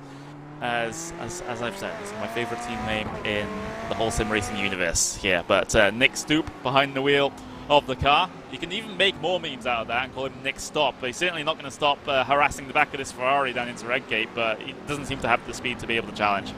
Yeah, and you look at the front of that car as well. Lots of damage for Roaring Chicken Nuggets in their number 99 BMW. They'll again be hoping for some better luck in round number 2, coming up just on the other side of a commercial break once we finish this race number 1. Someone, by the way, who's really on a charge and going to be starting race number 2 for the number 48, Jan Sentikowski. The strongest drivers in today's field in GT3 action. 8th position and trying to get up onto the back of Alexander Walton, who we did see that incident with one of the Apex Missers BMW. We're expecting the 32 to potentially have a penalty coming down on them, potentially post-race to be applied. But right now, Walton trying to defend from Sentikowski. Sentikowski's just going to fall in line as they head through turn number 1 and now through the tricky section down into the old hairpin. It's good to see the Team Heiskensveld cars having a better run of it this time around. We talk about being able to read a rule book. It's hopefully they'll have done that this time around. Hopefully they don't mind me saying that as well, Connery, because I think it's fair to say that the Heiskensveld guys have had a bit of a rough start to IVRA competitions. You think back to IVRA Endurance, where they jumped the start leading GTE Pro. They got pole position and then jumped the start, had a drive-through penalty to serve within 3 laps. I mean, that summed up their 12 hours basically in 1 lap. Then you think of IVRA Club Sport, where they had similar rules issues, catching them out in the pit lane. And initial round of the IVRA GT Sprint Series, that reverse grid race, the round number 2, they forgot how the procedure worked and got an incredibly long penalty as a result of starting out front instead of at the back. So good to see the Heiskensveld team doing a little bit better this time around. Yeah, you have to read the rules. You have to make sure that you're up to date. And Solar Vision Racing in this battle trying to keep Team Heiskensveld behind them for the moment. A bit of a defensive move in through the hairpin. I'm seeing the 17 car yellow flag spun on circuit. That's Lapsat Racing Team number 17. Actually has to Austin Powers it and try and get back onto the racing surface. I'm not sure if this is involving someone else. They were pretty close behind the Quasar Sim Racing team, but no contact between the two of them, it seems, as they just drop it off the corner. Yeah, I'll take an on-board look at this one, riding on board with Martin Hobson. This is the car that had to stop on track for that car that was spun around in the last corner. They're down in 28th place. Has not been a fun race for them here. You'll see using all the curb on the right-hand side of the track, just bouncing the car a little bit too much. The car didn't like that too much and facing the wrong direction, unfortunately, for Lapsat Racing Team, who They have 3 cars entered in this series, but the best one of them currently runs in 10th position, so not the type of day they would have been wanting. But look at this, battle up on your screen once again, side by side for 3rd place, the final podium position. And RSR gets pushed off into the grass by Mag Performance. Number 14, Nick Madsen. We'll take a look at that replay, but the action for this 3rd and final podium position really starting to heat up with 10 minutes still left on the clock. Yeah, well, trying to bargain for more space than he needed, and eventually does get forced off by that Audi, is that door was always going to close coming off the corner. We can see the onboards with the RSR car coming through here, just getting squeezed a little, and just eased towards the outside there onto the grass. But of course, stewards will be looking at every single instant, no matter how long it takes them in this race. And you can just see there just a slight bit of contact coaxing that BMW onto the curb and onto the grass. But the most important thing is that they keep going and don't find that tyre barrier on the outside. Gap now up to 1.1 seconds, so Cooper still has a chance here with 10 minutes still to go. And, you know, looking at that one, Connery, it seems very much like a racing incident. It all depends on how you want to see your cars fighting, I guess, because there were a few races happening in the real world today, thinking of Formula 1, for example. In Formula 1, well, the Don't Audi spoil things. I haven't watched the race, so I'm not trying to spoil it for anyone, including myself. But but Nick Madsen there, in the F1 community, would have had the right to do exactly what he did there, lean on the RSR car just a little bit more. But if you think about this, I think in sports car terms, I think we always like to see side-by-side battling, and we don't mind that car-to-car, door-to-door contact sometimes as well. So be interesting to see how the stewards view it. To me, that probably comes down as a racing incident, but half a second is the gap now. Cooper clearly not too happy about that incident. I mean, there've been some more egregious moves throughout this race from some other teams, so that, in comparison to what we've seen here in this race 1, is probably going to be called a racing incident, especially considering the amount that has happened over the course of this race. And, the benefit of those cars keeping things together is that we get to continue on this battle to see if RSR can get past on pace instead of hoping that a penalty goes the way of that Audi of Mag Performance. So that's what we want to see. We want to see the side-by-side racing, not things decided inside the stewards room, because that's boring. Absolutely, and while this battle continues to rage on, let's quickly just take a look then at the battle for the race lead. The gap's still 1.7 seconds. The pace has equaled out just a little bit there. You'll see the lap gaps trading times back and forth as they make their way through traffic. So right now, not much in it. Let's jump back though. Battle 3rd and 4th as Cooper closes in once again as they head back in to that same passing zone down at the Melbourne Hairpin. Is he going to have another look this time around? Nothing doing, but you see the fire-breathing McLaren right in front of them. Is there going to be another issue, potentially the McLaren having to deal with side-by-side lap traffic making their way past him down into the last corner? Light flashing on the number 14 machine as the number 56 closes up on the rear end of the number 14. The lights flashing once again down the start-finish straight, but the McLaren's not moving out of the way. The number 14 still has all of that fire in front of him. Gap now just 0.2 of a second, Connery. It's getting very, very close. That McLaren finally runs a little bit wide at turn 1, but the BMW's got a nice run down in towards the old hairpin. Running on board with Cooper now as they head down in through the corner curves and now hit the brakes in towards the fast right, the old hairpin. Careful of the exit here, as some drivers have unfortunately found out over the course of this race. If you run right through there, you're going to find the barrier on the inside. But here comes Cooper then trying to find a line around the outside at turn 7 of McLean's. The Audi having to tap the brakes on the inside to avoid running wide into the side of the BMW, trying to squeeze them on the entry into Coppice corner now. Big amount of oversteer from Cooper on the coming through the middle of the corner, and can't quite find the speed off the exit, but he'll have another opportunity here as he goes back to driver's right hand side to try and make things happen. It's battle of late breakers in towards the chicane, and Cooper will give the Audi the space to work with, so Mag Performance stay ahead after a big challenge from RSR. I do not think the battle is over just yet. Cooper really looks up for this one. And that was just a test opportunity, getting a little bit loose and squirrely off the exit of the Melbourne hairpin. It's not really a passing zone down in towards the S's, that chicane that takes you in towards the two hairpins that we're running in today's configuration of Donington Park. But we've already seen one car try to make it work.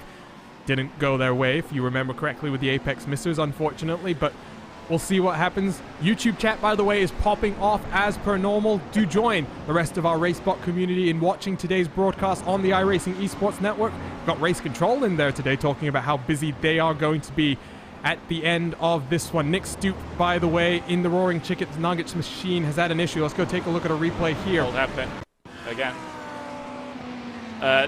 We should start a new drinking game. Of course, please drink responsibly, but every time a barrier hits the wall on the inside there, take a shot. You probably get done pretty quickly, but then again, of course, we can't condone such things. Absolutely not. And if David Haynes was here, Connery, I mean, I think he'd be telling you off. I got told off for telling a story about during Petit Le Mans how some of the Craig Setup Shop community were playing a drinking game with the Radio Show Limited crew, and I got told off for that. I can't imagine what David Haynes would say for you, but jump back to live pictures with a battle for 5th place now, but we must point out that the number 58 in front of the number 199 N-Race Esports car, we're still expecting a penalty to come down for Vincent Lemarchand at some point. They jumped the start pretty badly, if you remember as well, Connery, and talk about reading the rules. That's something that the 58 crew will be having a pretty frank discussion, I think, about come the end of this one. Yeah, I'm hoping they don't make the same mistake, or no other driver makes the same mistake in race number 2. But look how close N-Race Esports are trying to follow through Goddard's the final corner as they cross the line with 5 minutes to go. Looking like it's going to be around about 4 laps to go after this point. So that's around about the margin that we're expecting here. ProDriver Esports trying to hold on to 5th place. They probably won't keep it by the time the end of the race arrives and the stewards have gone through and decided that their jump start warrants a penalty. But it's still worth fighting, at least just for the time. Well, 4 minutes to go down the inside for the number 56. Is he going to get 3rd position? He forces the number 14 out, off into the grass. Lights are flashing, but up into 3rd place for Oscar Copa. What a move that was. And I was just about to say the battle for 3rd and 1st starting to heat up. Now RSR Performance, the number 56, is going to look to try and pull away from Nick Madsen behind them. That was a fair move, and let's take a replay of that one, Connery. An opportunistic move, and they got the move done. Half an hour on the battle for the race lead because that's closing in right now. But look at that, RSR, authoritative down the inside. A bit of an error by the Audi to go so deep into the corner as well.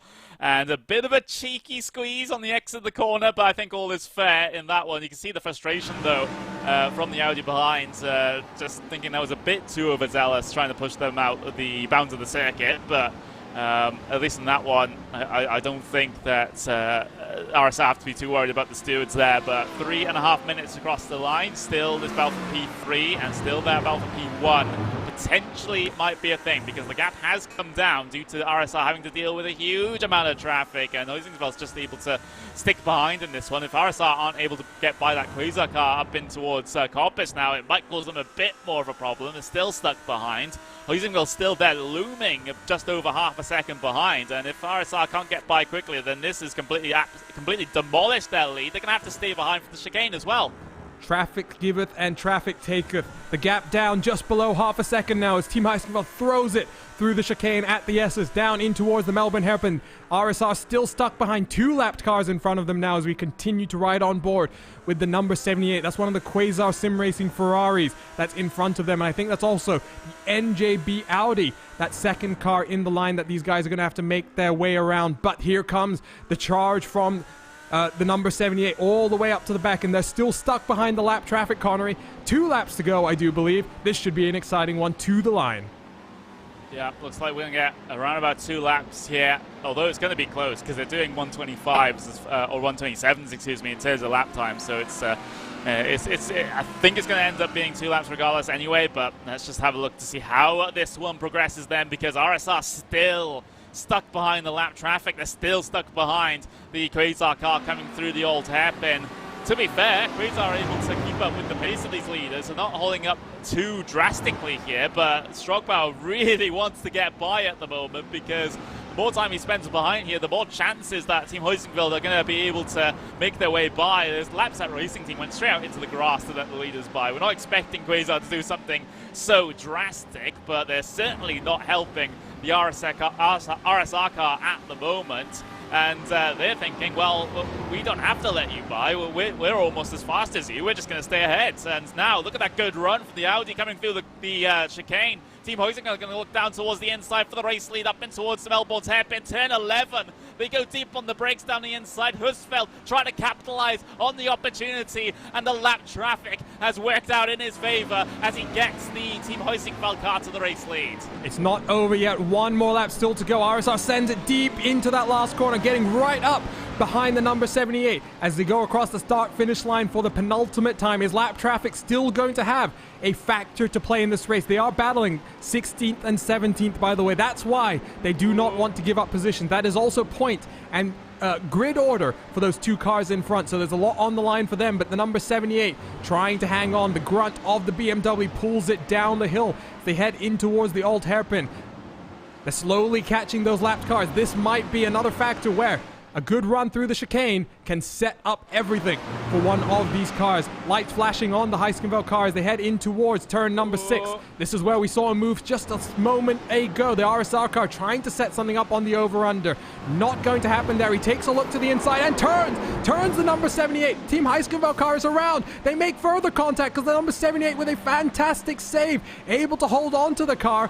But I think that might be the end of the battle now. I think the number 55 might just call this one quits and let the number 78 have this one. So we head down through the S's. They don't want to get the race control involved anymore, but a good run for the BMW as Heiskenveld looks defensive all the way to the inside. This is what we saw just a lap ago, deep on the brakes for the number 78. This time it's the number 55 trying to force the action, but not able to make anything happen through Melbourne. Is it going to happen through Goddard's? Once again, Heiskenveld all the way to the inside. RSR is going to try and sweep around the corner, maybe do an under-over here. Indeed, they're looking for the undercut, but Heiskenveld does not give that to them. Fantastic defensive driving, and for the number 78 car, redemption and a win here in the IVRA GT Sprint Series.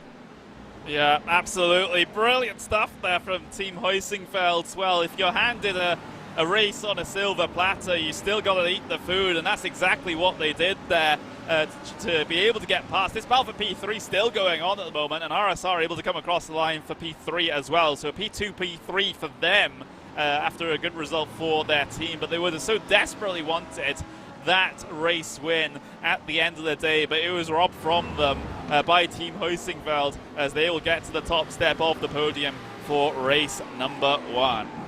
And we'll try and get a replay of that last lap in just a few moments' time while we're watching some of the final battles happening out on track, because that contact, Connery, was assisted by the technical difficulties of online internet racing. We don't like using the netcode word here on RacespotTV, but there was a little bit of netcode between the two cars. That subsequent contact between them as well was only there because the number 78 had a fantastic save to control that car as the rear end started to step out as we watched 12th and 13th come across the line. But you know, if you're the number 55 car, Michael Strohbauer, you must not be too happy about how lap traffic raced you there. Well, blue flags are informational only, of course, so it's the same for everyone, as Kimi would say. And Team Heiskenveld very much capitalizing on that fact there as they'll get themselves through the final corner on this cool-down lap and straight down on towards pit lane. I would have loved to see a couple of donuts from them, but maybe it's a little bit too complicated just to turn off the traction control to be able to do that. But Team Heiskenveld, still a well-deserved race win, don't get me wrong. You know, even though that maybe a couple of laps from the end there with that 2-second gap they might have thought that the race was getting a little bit too far away from them. Here's the move that sealed the deal, perhaps, with the Audi down the inside at the hairpin and getting a fantastic launch off the corner as well. So planted that Audi is coming off these corners, and no problems at all with any sort of oversteer coming off of that one. You see the BMW driving in deep through the final corner and trying to run him close, but the Heiskenveld Audi is just so strong, and very well done to hold on to the car at the end of this lap as well, despite the big old slide. I tell you what, let's jump on board then with number 55 car as they tried to chase down the number 78 in front. This is the last lap of the race. Down in towards the old hairpin they go. The BMW trying to use that grunt, try and pull as close as they can. This is where they caught a little bit of that lap traffic. The battle in front just checking up the leaders a tiny bit, and that's what set up the contact that you're about to see up on your screen through Coppice. So number 78 Audi tries to look for a move past the cars in front, gets a little bit stuck, then The BMW looks to the inside, just gets a little bit too optimistic there, and a fantastic save by the number 78 before the second contact comes and whacks him in the rear, and able to hold on to that. And I think that ultimately, Connery, did end up being the pivotal race moment. If the RSR car had a bit of better opportunity to set up this move down in through the chicane, you see here they get a good run, but that contact really didn't put them in a good spot to try and get the run down into Melbourne here. Yeah, maybe a little bit down on power in that BMW. Of course, being front engines, you know, any contact towards the front of that car, especially with that big shunt into the rear of the Audi, is going to cause them a bit of a problem. But they still had enough in the tank to be able to challenge, at least attempt around the outside here at Goddard's, looking for the up and under. You can just see the body language of that BMW, knew what they were trying to go for, but they just didn't have the traction through the middle of the corner to be able to do so. Huizenfeld able to take the race win. So let's take a look then at the race results. The Team Huizenfeld number 78 car takes the win by just 0.3 of a second. But for RSR by G Performance, a double podium continuing on. Very strong run in round number 1 from Silverstone. The Mag Performance Sim Racing team, the number 14, slots in just behind them with N-Race Esports. Pro Driver Esports, the number 58. That's the car that jumped the start. And we are wondering what the penalty will be for them. Not if that will be a penalty, but how big is the penalty going to be for the 58 car. The sister car for the number 78, the Team Huizenfeld 48 car, comes in 7th. Jan Sentikowski charging back through the field after he jumped in. Solar Vision Racing, Alexander Walton potentially looking at a penalty, with Altitude Esports and Lapsat Racing Team 235 rounding out the top 10. Yeah, you got to say these results are very provisional at this point due to the amount of incidents that we've had. See the Apex Misters 186 in P11, Quasar Sim Racing P12, Maya Sim Speed Performance in P13, Pro Driver Esports Black P14, and you see those teams and drivers further down the order. Lapsat Racing having a bit of a mare here today, all things considered. It seems like their cars were involved in a lot of the incidents here today. Roaring Chicken Nuggets, like I said, is kind of my new favorite team at this point. They get themselves inside of the top 20 despite being that single lap down. And there are a lot of teams and a lot of drivers laps down here, Arjuna.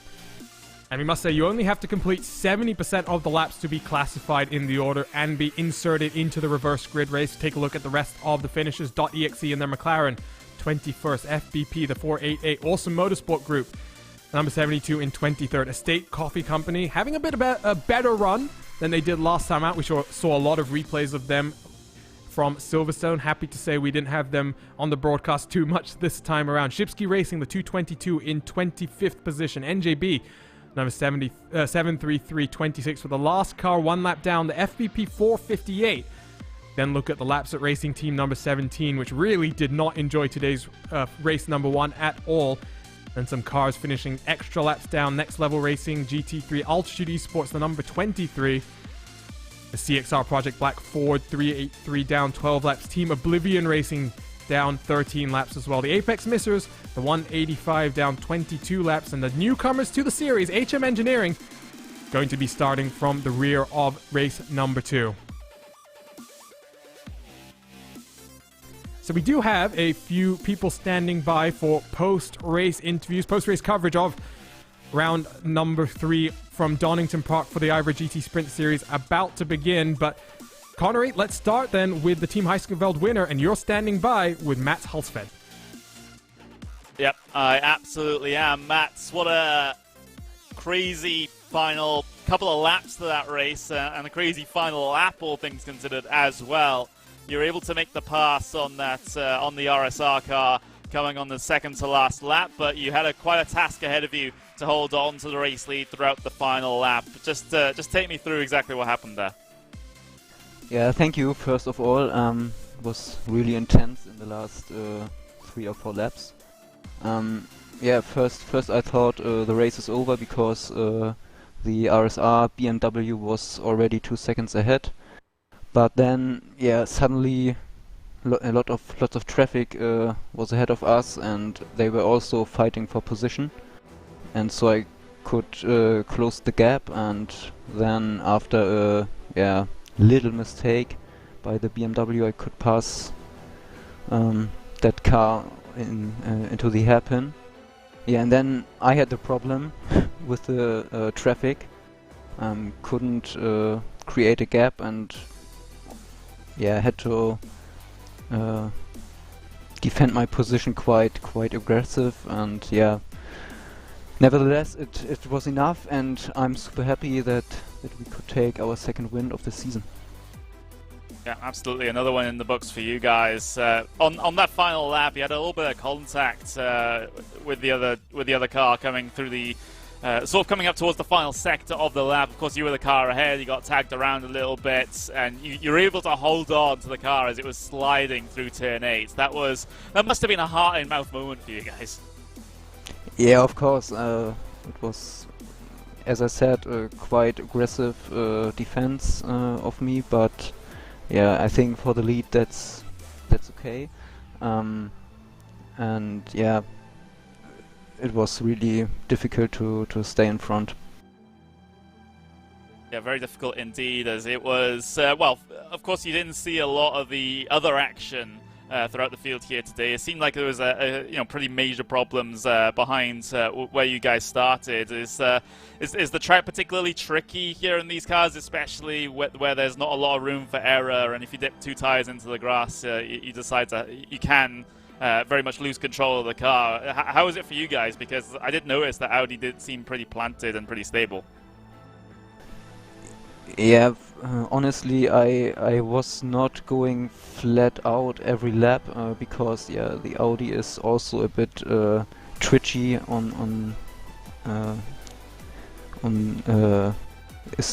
really twitchy at some corners. I think the problem also is that it's really difficult to overtake in Donington, and when you try to overtake, yeah, the other car has to let you through almost, because yeah, otherwise it will come to a crash, and yeah, that's, I think, another problem here. But it also shows that yeah, close racing is difficult, but on the other hand, it's possible to race here at Donington.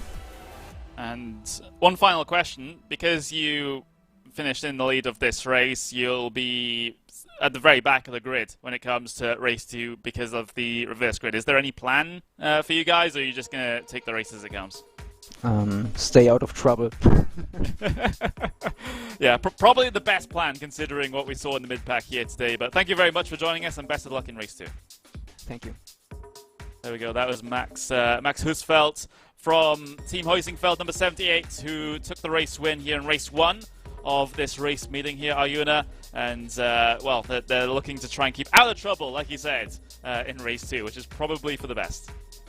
Absolutely. And now we have a double interview standing by, because we've got the second and third place car representative, RSR by G Performance, getting a double podium position. However, we'll be talking to Oscar Koper, who was in the wheel of the number 56, and Anthony Pisano, not driving this time around for the number 55, but he is part of the crew. Delighted to have you guys both here. And Oscar, we'll start with you. It was an interesting last 15 minutes to that race there. What were you thinking about as you tried to chase down the number 14 in front of you and then finally got the move done? Well, it was mainly just waiting for a mistake, because it's insanely difficult to overtake at Donington. Well, it was very tense. I was shaking all the time, so it was difficult to keep it all together. And there was one small mistake that gave me a gap, which I took gladly. And it was pretty rough defending from there, because he was still on me till the end of the race.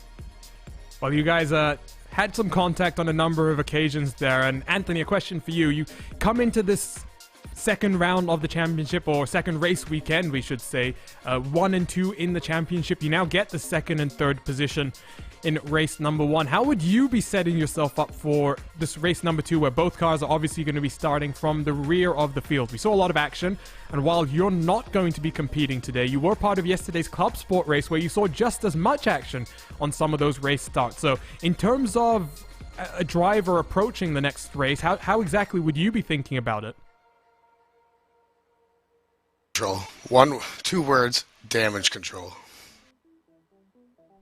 Well, I guess you guys will kind of be hoping a little bit for some of the chaos we saw at the start of race number 1 to happen, and maybe you guys can get lucky from the rear of the field. But Oscar, another question for you then. In terms of this track, where are some of the difficult places that you guys are finding in the BMW to battle with the Audis? Because we saw both you and your teammates struggling, I think, a bit in the slower stuff compared to the Audis, but you guys definitely have a bit more grunt down the straight, and we saw you really slinging that car through the corners, trying to get every ounce of performance that you could from it.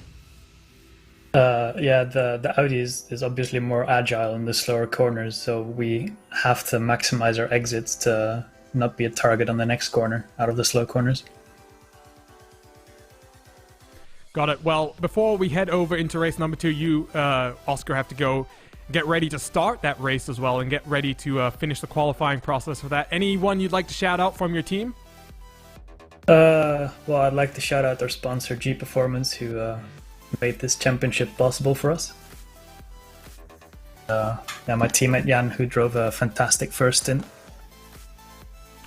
Awesome. And Michael, Anthony, before we let you go as well, obviously not competing today, but you were busy yesterday with IVRA competitions. We're going to see you back in the car for Daytona in the beginning of December? Yeah, I'll be in the car for Daytona for sure. Awesome. Well, enjoy watching the rest of race number 2. I hope it's as exciting as race number 1 was.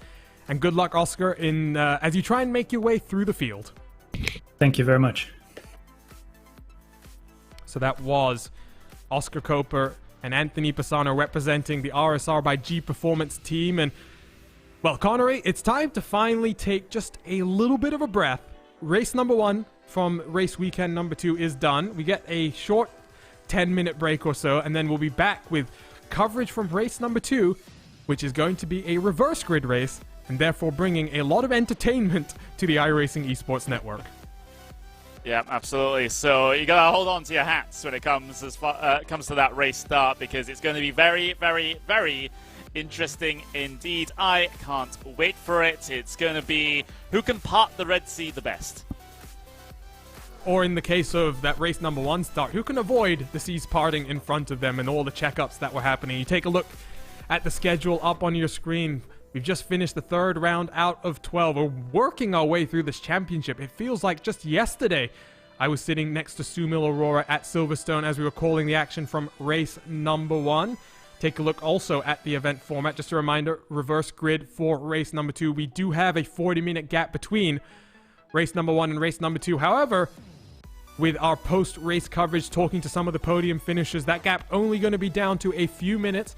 Connery Maddock and myself will take a short moment just to catch our breath after what is a much-needed break after the action in race number 1, and we'll be right back with race number 2. Connery, I mean, given what we saw there in race number 1, I think this reverse grid race, if we can avoid some of the start incidents, might prove to be a very entertaining race.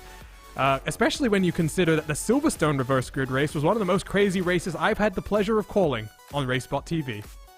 Well, if the first race is anything to go by, I think you're hoping for a very unlikely event to happen. So I think there's going to be a lot of attrition as far as this next race is concerned. That's not unexpected when it comes to a reverse grid, but due to the trend that we've seen throughout the racing here today, it's going to be very, very interesting, and you can see possibly there might be a surprise winner at the end of the day. Maybe someone from the mid-pack or even further back can find themselves in the right set of circumstances to be able to take the race win due to everything happening around them, which is going to be very interesting to see. And those teams that might be in that situation, they're certainly hoping that things will fall their way in the next race. So race number 2 of this race weekend on the other side of this break. My name is Arjuna Kankipati. Joining me in the commentary booth is Connery Maddock. As a reminder, all of our TV cameras are available from trackcams22.com with some additional car cameras provided to us by our own Tyler Maxon. Head over to trackcams22 to see all of those details. Also, check out our live timing and scoring available at timing71.org. Our partners at Timing71 have provided us some great data analysis tools to be able to use. But we're going to take a short break, jump over into the next session, and we'll be right back with coverage from round number 4 in the IVRA GT Sprint Series.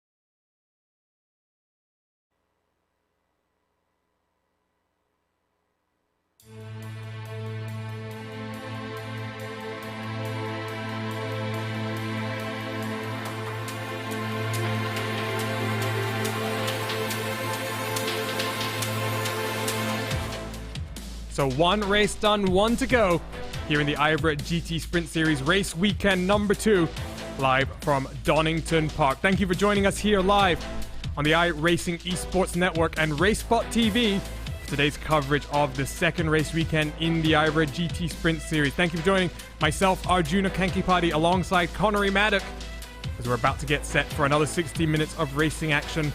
TV cameras, as always, available from Istvan Ballo and Track Cams 22. Additional car cameras are provided to us by Tyler Maxson, and live timing and scoring is available throughout today's broadcast on Timing 71. And Connery, one race down, one to go, like I say, but that first race was a very intriguing proposition, and now as we look ahead to another 60-minute race with the grid inverted, should be a very interesting proposition as some of these cars try to fight their way through the field. Yep, absolutely, and of course, you know, they have to go through the whole procedure here of trying to set themselves the correct starting grid here for the second race. Some teams and drivers decided that, well, they've gotten things a little bit wrong, so we'll have to see what happens in that instance, but yeah, this is going to be probably one of the more frantic starts that you'll ever get to see. I think it's probably fair to say in this one. I hope I'm not being disingenuous to anyone by saying that, but yeah, it's going to be... try your best to try and keep track of things. We'll do our best to try and tell you things, but it's going to be very tough. 100%. We saw action at the start of the last race with drivers missing the race start and going a little bit early. Take a look again at the track conditions. We started in the middle of the day, but since we're racing in virtual October and November, track temperatures down in 18 degrees Celsius, even though we're slightly later on in the day this time around in the virtual session.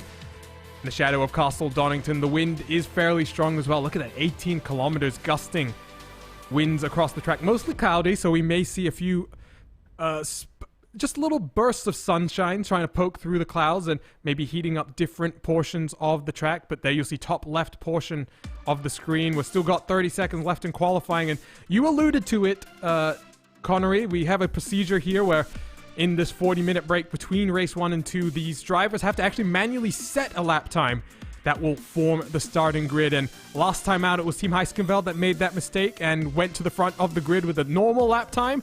They had to serve a penalty as a result. This time around, it looks like the 383 CXR Project Black has made that mistake.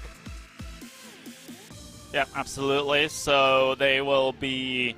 well, that's an infringement on the rules, so they'll be penalized for that. It does sort of slightly mess up the grid here for this one, because FPB Racing, despite being pole position in this one, they're having to start on the outside row, outside position of the front row.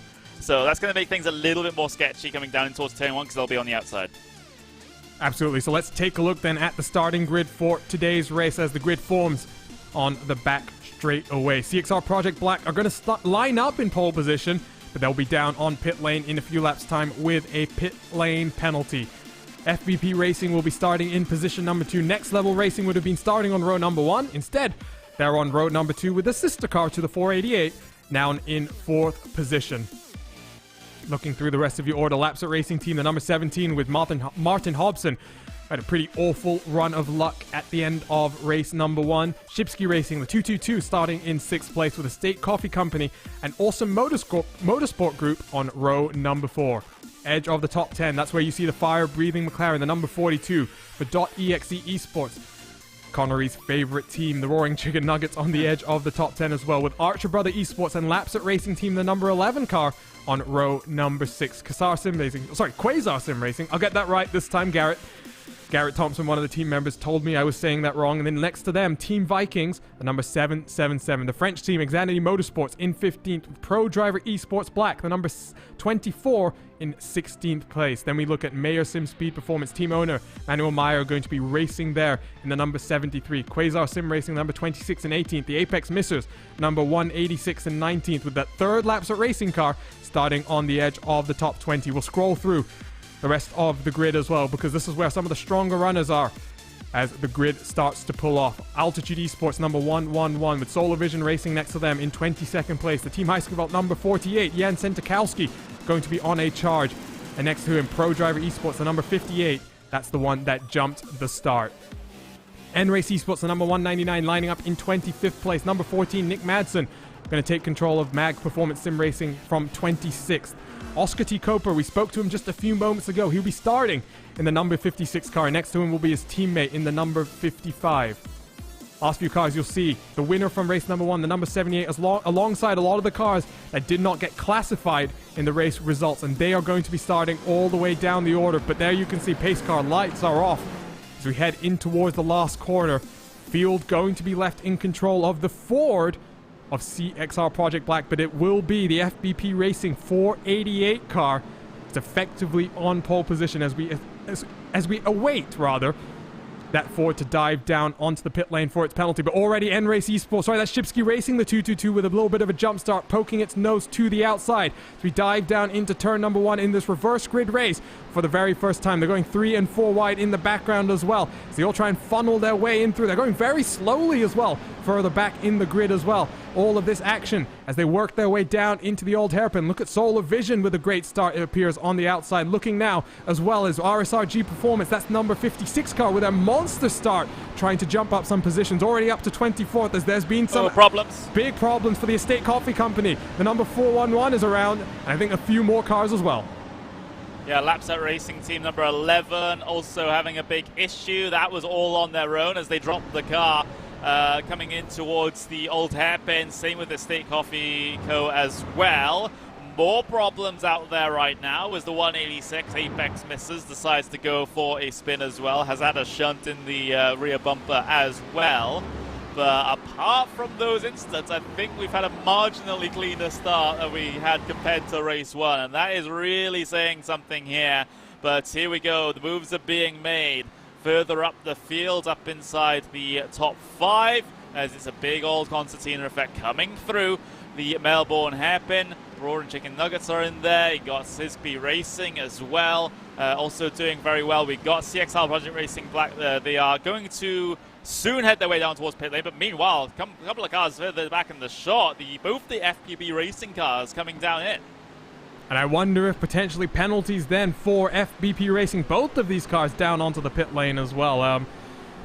This is because, I'm just taking a look at the Discord server, Connery, both of these cars messed up qualifying, so actually, these cars have also done the same thing as CXR Project Black, so I wonder if we're going to be waiting to see more of these drive-through penalties. That CXR Project Black machine already up, though, to a 4-second advantage out front. Let's take a look then. Some of the replays on the start. Started off with Jason Barberena in the 411. Estate Coffee Company. He gets spun actually from behind. That's the Lapset Racing car that Connery had just mentioned as well, also having issues. Let's take a look at this one in slow motion as the number 11 loses it early and then just clips the rear end of the 411. Yeah, absolutely. So a little bit of confusion further back in the pack with the cold tires as well. Lapset Racing, please don't roll back across the circuit. Hold the brakes, please. Estate Coffee Company, they don't have to, as their trajectory is only going to go into the tyre barrier. But yeah, Lapset Racing, please, please, please, please, please hold the brakes. Otherwise, it's going to cause a huge amount of carnage behind. And you can see, there we go. Oh, well avoided, though. My word. I think that was one of the Kazar Sim Racing cars as well. Let's take a look at some more replays. I think this is what happened to the number 77 Next Level Racing Audi, and just off into that grassy stuff and coming out of the old hairpin mix. Friends with that tire barrier. One other car has made friends with that barrier so far today. It's unfortunate that Justin has done that as well. Let's take a look at another incident, by the way. No, this was the tail end of that first incident. The other incident that we're trying to now take a look at, I do believe, involved Vincent Ravislot when one of the Apex Missiles car. Here comes that replay now.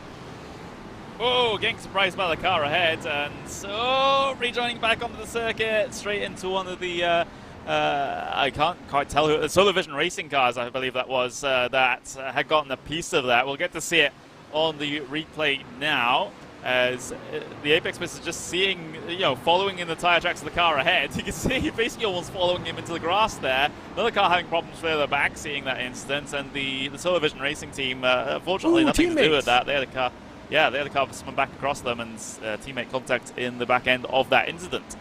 So that's what happened then on lap number 1. We must say, by the way, more updates from race control. The number 383 was in its intended qualifying spot. So Jonathan Sterling now at the wheel of the venerable old Ford. It's so old, in fact, Connery, if we try and jump on board now, you can see there in the middle of the cockpit, it's even got a sequential shifter. So this car is super old. However, Jonathan Sterling with that 5-second advantage now looks very good as we approach the first 5 minutes completed here in race number 2. The driver model doesn't reach over to even touch the shifter, so iRacing, please fix in that instance. But CXR Project Black, well, surprisingly, we're allowed to start from the race leads. Maybe a little bit of confusion as far as the race results from the previous race are concerned. Maybe penalties affecting things in that respect. But with 5 minutes done, CXR Project Black have a 5.4 second almost advantage back to P2 at the moment, so they have a very healthy gap to start off this race, and one that they certainly can use, especially since a lot of the faster cars through the field are still having to pick and prod their way through and won't be going as fast as they are able to in clear air, so that they need to try and maximize this opportunity that they've been given to try and extend the gap at the front.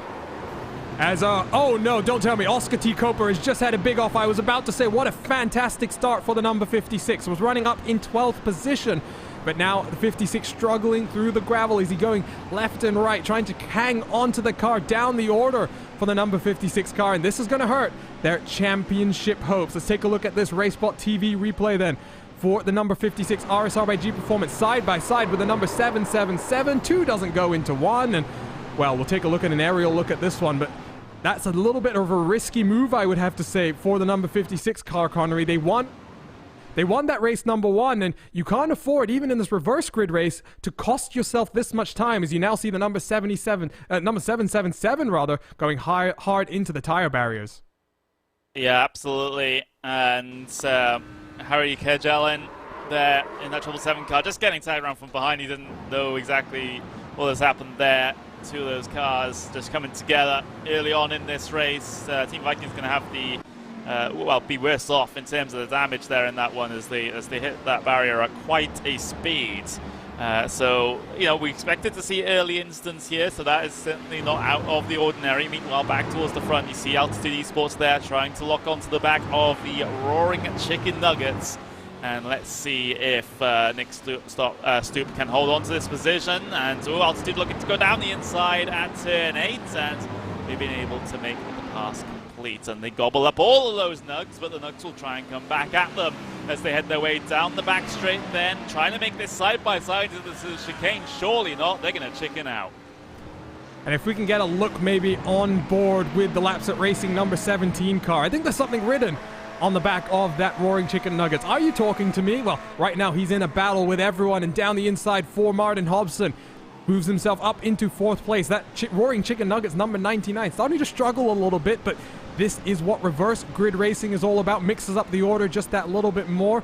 Taking a look further back as well, Quasar Sim Racing number 25 trying to now get up a few more positions. You can see they've got past the Awesome Motorsport Group car number 72 behind them in the shot. But let's take a look then at some of your other competitors who had some strong showings in that race number 1. Look at number 14 car, Nick Madsen behind the wheel for Mag Performance, trying to get his way up into the top 10 after that 3rd place podium position. Looking very good. He's got the number 55 RSR by G Performance behind him as well, Connery. So 2 cars here on a good run so far as they try and break back up into the top 10. I'm just sad you didn't appreciate my pun, you know. That's just sad. That's a sad state of affairs. But it's a sad state of affairs. But like I said, it's all getting very, very close here, isn't it? In the mid-pack with RSR number 55 trying to head their way through. They were so close to being able to get the race win in race 1, and now they look to try and get as high as they can here in race 2, but they still can't find a way around the Mag Performance Sim Racing team, who is basically equal on pace compared to them at this stage of the race. Fought with their teammate, with the RSR teammate, of course, for that final podium spot coming towards the end of race 1. But now here comes RSR around the outside at the chicane. A big cut-off there for Mag Performance, and they've somehow been able to make the chicane as well. But do they get the speed off the corner? I don't think so. Meanwhile, fighting ahead of these guys, ProDrive Esports down the inside of .exe. as it's Audi versus McLaren, and it's Audi versus BMW further back in the shot as well, as they all try to squabble over this position. RSR giving a shot to the back bumper of the McLaren to try and encourage it into the final corner. Goddard with a plunge from HM Engineering, and he's been able to make the space. They continue to wrestle and trade paint off the corners. RSR gets forced wide. That was some fantastic fighting there, and RSR just got caught out by an opportunistic dive there from Alexei Netsov behind the wheel for HM Engineering, and now the number 55 car all the way back down to number 19th in this queue. So for the RSR team, fantastic results in race number 1, struggling a little bit more here. Race number 2, let's take a look at the RacespotTV replay of what happened there. This is a separate incident, in fact, for the number 222 car that was in second place in class. So Shipsky Racing have managed to lose it all by themselves. That's going to hurt them. They're currently running in 8th position as they get back onto the track. But we'll take a look at this replay then. Door-to-door contact, and forced wide is the number 55 car. I don't think he's going to be too happy with the HM Engineering car, but you can see all cars just scrabbling for some real estate there. They try and stay on the black stuff. Yeah, absolutely. Shipsky Racing, though, with that incident, they've fallen behind Quasar now, so that they're down in around about P8, P9 at the moment. Meanwhile, this battle is continuing in amongst the RSR car here, and a huge gaggle of cars ahead of them as well. MJB Performance, ProDriver Esports, Quasar Sim Racing.exe also involved in this. We're looking, big lunge down at the hairpin from multiple cars, as .exe got caught in the middle of the sandwich there as they get an NJB Performance car on their door. That was a big send from the 733, and it's still going on in the background of the shot. RSR getting forced wide once again. The number 55 back up into at least 17th place, but my word, all types of action happening here on the edge of the top 20. It's a little bit calmer at the front of the field, but we'll keep an eye out here as .exe once again side by side with the number 73 Maya Sim Speed Performance Audi. Let's take a look then at the RacespotTV replay as they all try to fight for some room down into the old hairpin. We start though coming through the S's, through that chicane, that quick left and right where you try and carry as much momentum as you can. And here you watch the 733 hard on the brakes as first the Quasar Sim Racing car tries to get down the inside of the McLaren, then they get swamped, losing 4 places in the space of just one corner. All contact on live pictures. RSR made contact with ProDriver Esports on the live pictures, heading their way through one of the right-hand corners. That's McLean's turn 7 there, and there's it's caused a bit of carnage behind you, so he wants to rejoin there as the number 58 tried to get back going. We'll have to wind this one back a bit further. There's the back end of the incident there. Collects one of the SVR cars, collects one of the laps at Racing Team cars as well, I believe that was. So not exactly ideal in that situation. It's a shame that battle came to that. Yeah, take a look here further back slightly, side by side into the corner. 2 BMW scrapping it out. A little bit of contact with the number 55, and you see the checkup behind them as Solar Vision Racing also makes contact there. So a few cars getting caught out by the number 58, getting sent off into the barrier. Let's take a look back at the live pictures because that number 58 is crawling around the track, still out there trying to make something happen, but not much is happening as things stand. Let's jump then to your race leader because, well, we talked about him maybe having a penalty, but there you can see gap now out to 8.8 seconds, and take a look at the lap gaps now, Connery. For Jonathan Sterling, a nice Sunday drive it's looking like as things stand. That's all he needs to do for the moment, especially in this first stint where there's no traffic out there. He just needs to maintain the gap and be able to hold that advantage into the second portion of the race after the pit stop phase, because a lot of the faster teams in this series are still sort of stuck in that mid-pack trying to work their way through. They haven't been able to gain the clear air to be able to maximize the time gained to your race leader, and now CXR Project Black really sitting in the best seat of the house at the moment and having no pressure whatsoever from the Altitude Esports car behind. But the battle for P3 is certainly very, very different at the moment as Team Heusingveld try to get themselves up into that final podium spot. Jan Senkowski very much locked onto the back of that Ferrari as the number 17 Lapset Racing team tried to hold up. So just under 15 minutes done. Start approaching the pit window in about 10 minutes time as Jan Senkowski, one of the fastest cars on the track there. You see at the top of your screen, fastest lap in this race, number 2, a 1:26.753 for Senkowski. Gap down to just 0.2 of a second as he tries to work himself up into a podium position. A lot of work to do here, but 13 seconds behind your race leader for the fastest car on track. The Ford out front has been doing some good lap times, yes, but Sentikowski has shown at the end of race 1 he is the class of the field when it comes to putting in these super quick lap times. Takes a look to the inside as he heads through Coppice, now diving down in towards the chicane. He's going to get a good run off the corner here, but not going to really look to get the move done in through the chicane. Maybe try and set this up through the next part of the corner. He might actually take a look down the inside because that run was fantastic, and the Ferrari is going to have to give him the position around the outside. Sentikowski up into 3rd place, and now 4 seconds behind 2nd place Fletcher. Yeah, still a pretty major gap to your race leader, but now Sentikowski can really focus on that, on trying to surmount that gap now, as it has come down a little bit. It was 8 seconds, now it's down to 5. So I think CXR have had a problem somewhere out there on circuit. I can't imagine where it would be. I'm just trying to look back on the replay here, but I'm not really finding anything. But they have lost a lot of time. Yeah, they have, and in a few laps time we'll show you what the lap time delta has been, because last time around for CXR Project Black it was a 1:27.9. However, for Sentikowski a 1:27.6, so potentially just a little bit of traffic maybe there for your race leader. I'm not really seeing any race traffic on my track map, but you never know, maybe a small mistake. Feeling a little bit of pressure on his Sunday drive out there in the front. We're watching battle on the edge of the top 20. A big queue of cars all being led by the number 56 RSRG performance car. There's another queue of cars that's starting to get very close. This is on 10 on backwards as well. Currently leading this queue, the number 24 Pro Driver Esports machine. We ride on board with Jose Alonso at the wheel currently as we work past 15 minutes gone on the clock. So 10 minutes to go until the pit window opens. You can see in the background of the shot Nick Madsen for Mag Performance Sim Racing trying to close on the Frenchman Clement Boutelot in the number 44 Xanity Motorsports car as well. A few of these groups starting to develop up and down the pack, but still, as a result of some of those first lap things. Sorry, Connery, what's happening? Yeah, Boutelot had a big amount of oversteer coming off the chicane there, and it's really put him under threat from that Mag Performance Audi now, as things start to get a little bit tighter here in the battle for P11 out there with 43 minutes and 30 seconds left to go. Madsen very much all over the back of the Audi, trying to find the speed off the corner, but he has to lift out of it because that Audi was just parked on the exit. That BMW, excuse me, was parked on the exit.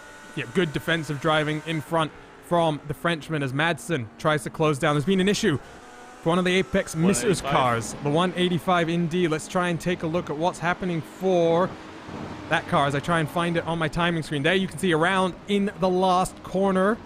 He tries to get his way back out onto track in a safe manner. Took him about 12 seconds of time lost in the gravel. Take a look at the RacespotTV replay though, Connery. Yeah, car headed its way down the inside of the Lapsat Racing Team 235.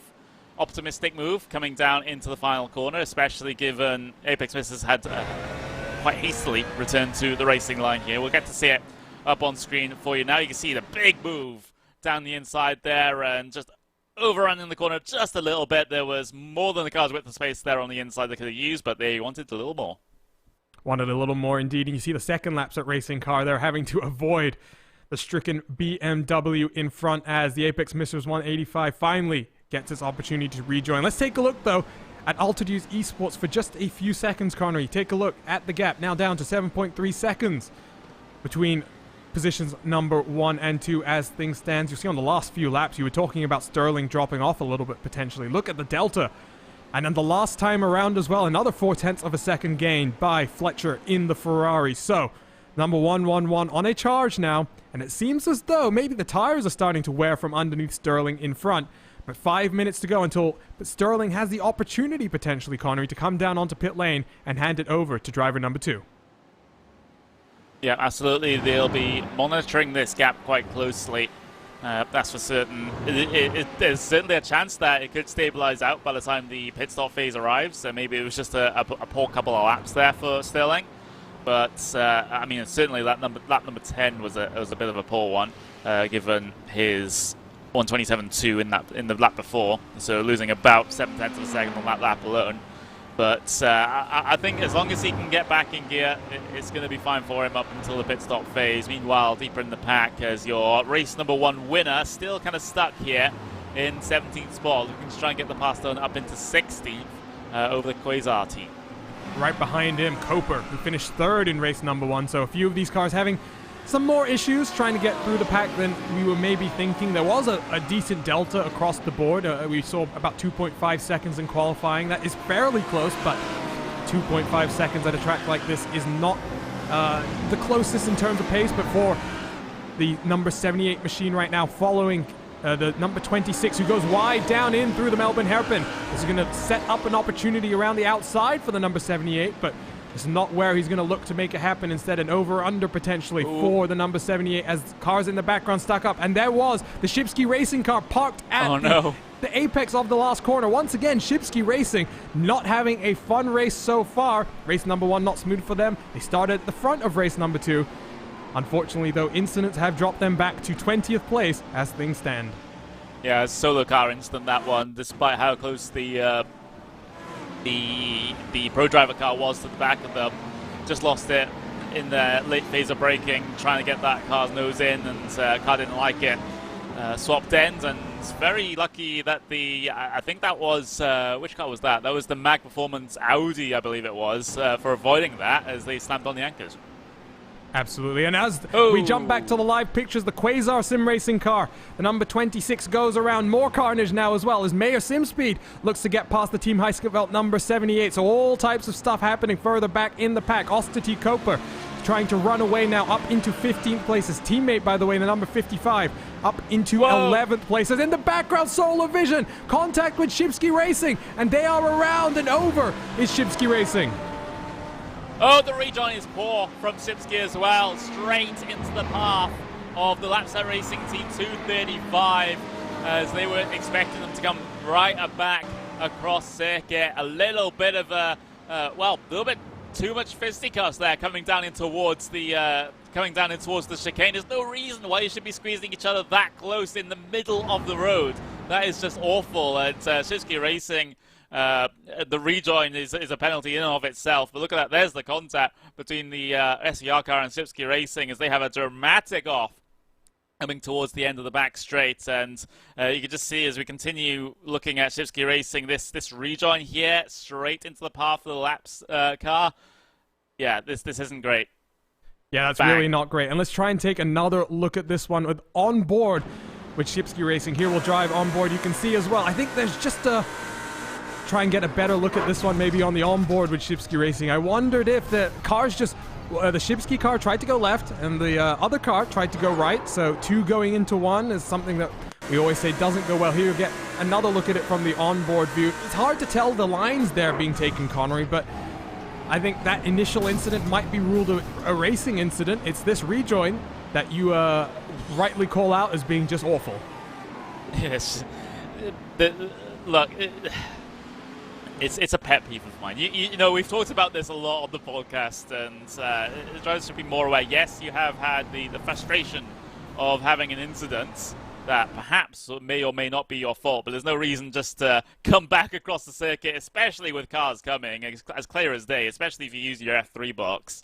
And to do that and ruin another innocent team's race it's just not the way we want to go racing, and I hope the stewards come down hard on that. Yeah, it is looking like Race Control going to have a busy evening/afternoon, depending on where in the world they are. Race Control is scattered, some in Europe, some on the west coast of the US, just like myself. So, busy for Race Control, but more action further up in your field. This is the battle for 5th on back. Roaring Chicken Nuggets have a small queue of cars formed behind them, with the Quasar number 25 looking to pounce and get themselves up into the top 5. We should also just take a look then at the gaps forming in your top 3, Connery, because it's not really come down as we were expecting. As you see on the top left of your screen, the gap between 1st and 2nd now down to 6 seconds. However, importantly, the gap between the 111 and the 48 still hanging around 3.5 seconds. Sentikowski putting in some good lap times, but not able to close in enough just yet. Yeah, absolutely. So the gap kind of remaining stagnant at the very front of the field right now as we look to this P6 battle that still continues on behind the Roaring Chicken Nuggets. And you said they were queuing up behind them. I'd certainly queue for some Nuggets at the moment, that's for sure. But coming out of the final corner then, that BMW still ahead of the Ferrari, ahead of the two Audis. Further back in the shot right now, and well, it's just a little bit of a lull in the race for them, as it looks like Archer Brothers Esports really gained a lot of time there coming through Redgate to try and lock onto the back of that Ferrari ahead of them, but going to need a little bit more whip to be able to at least bring themselves alongside. Absolutely, middle portion of the race just settling down a little bit. 45 seconds to go until pit window is open. 35 minutes is the maximum drive time allowed for any single driver. So next time around the start-finish stripe, pit window will officially be open. You look at the gap, by the way, in the top three on the left-hand side of the screen. Now down below 6 seconds between the 383 Project Black CXR machine, that Ford GT, the venerable old Ford GT with its sequential shifter and very old traditional cockpit, continues to lead. Gap now down to the 5.6 seconds. So it's being eaten away right now. That Altitude Esports 111 really on a charge. And in fact, let's jump on board with the 111 because Connery, that gap is coming down hand over fist right now. I wonder if those tires for the CXR Project Black machine have been well and truly burnt off, even in these cooler temperatures. I was going to say, cooler temperatures, still about 25 minutes into the race where these cars have absolutely no problems going on the tires for a full hour.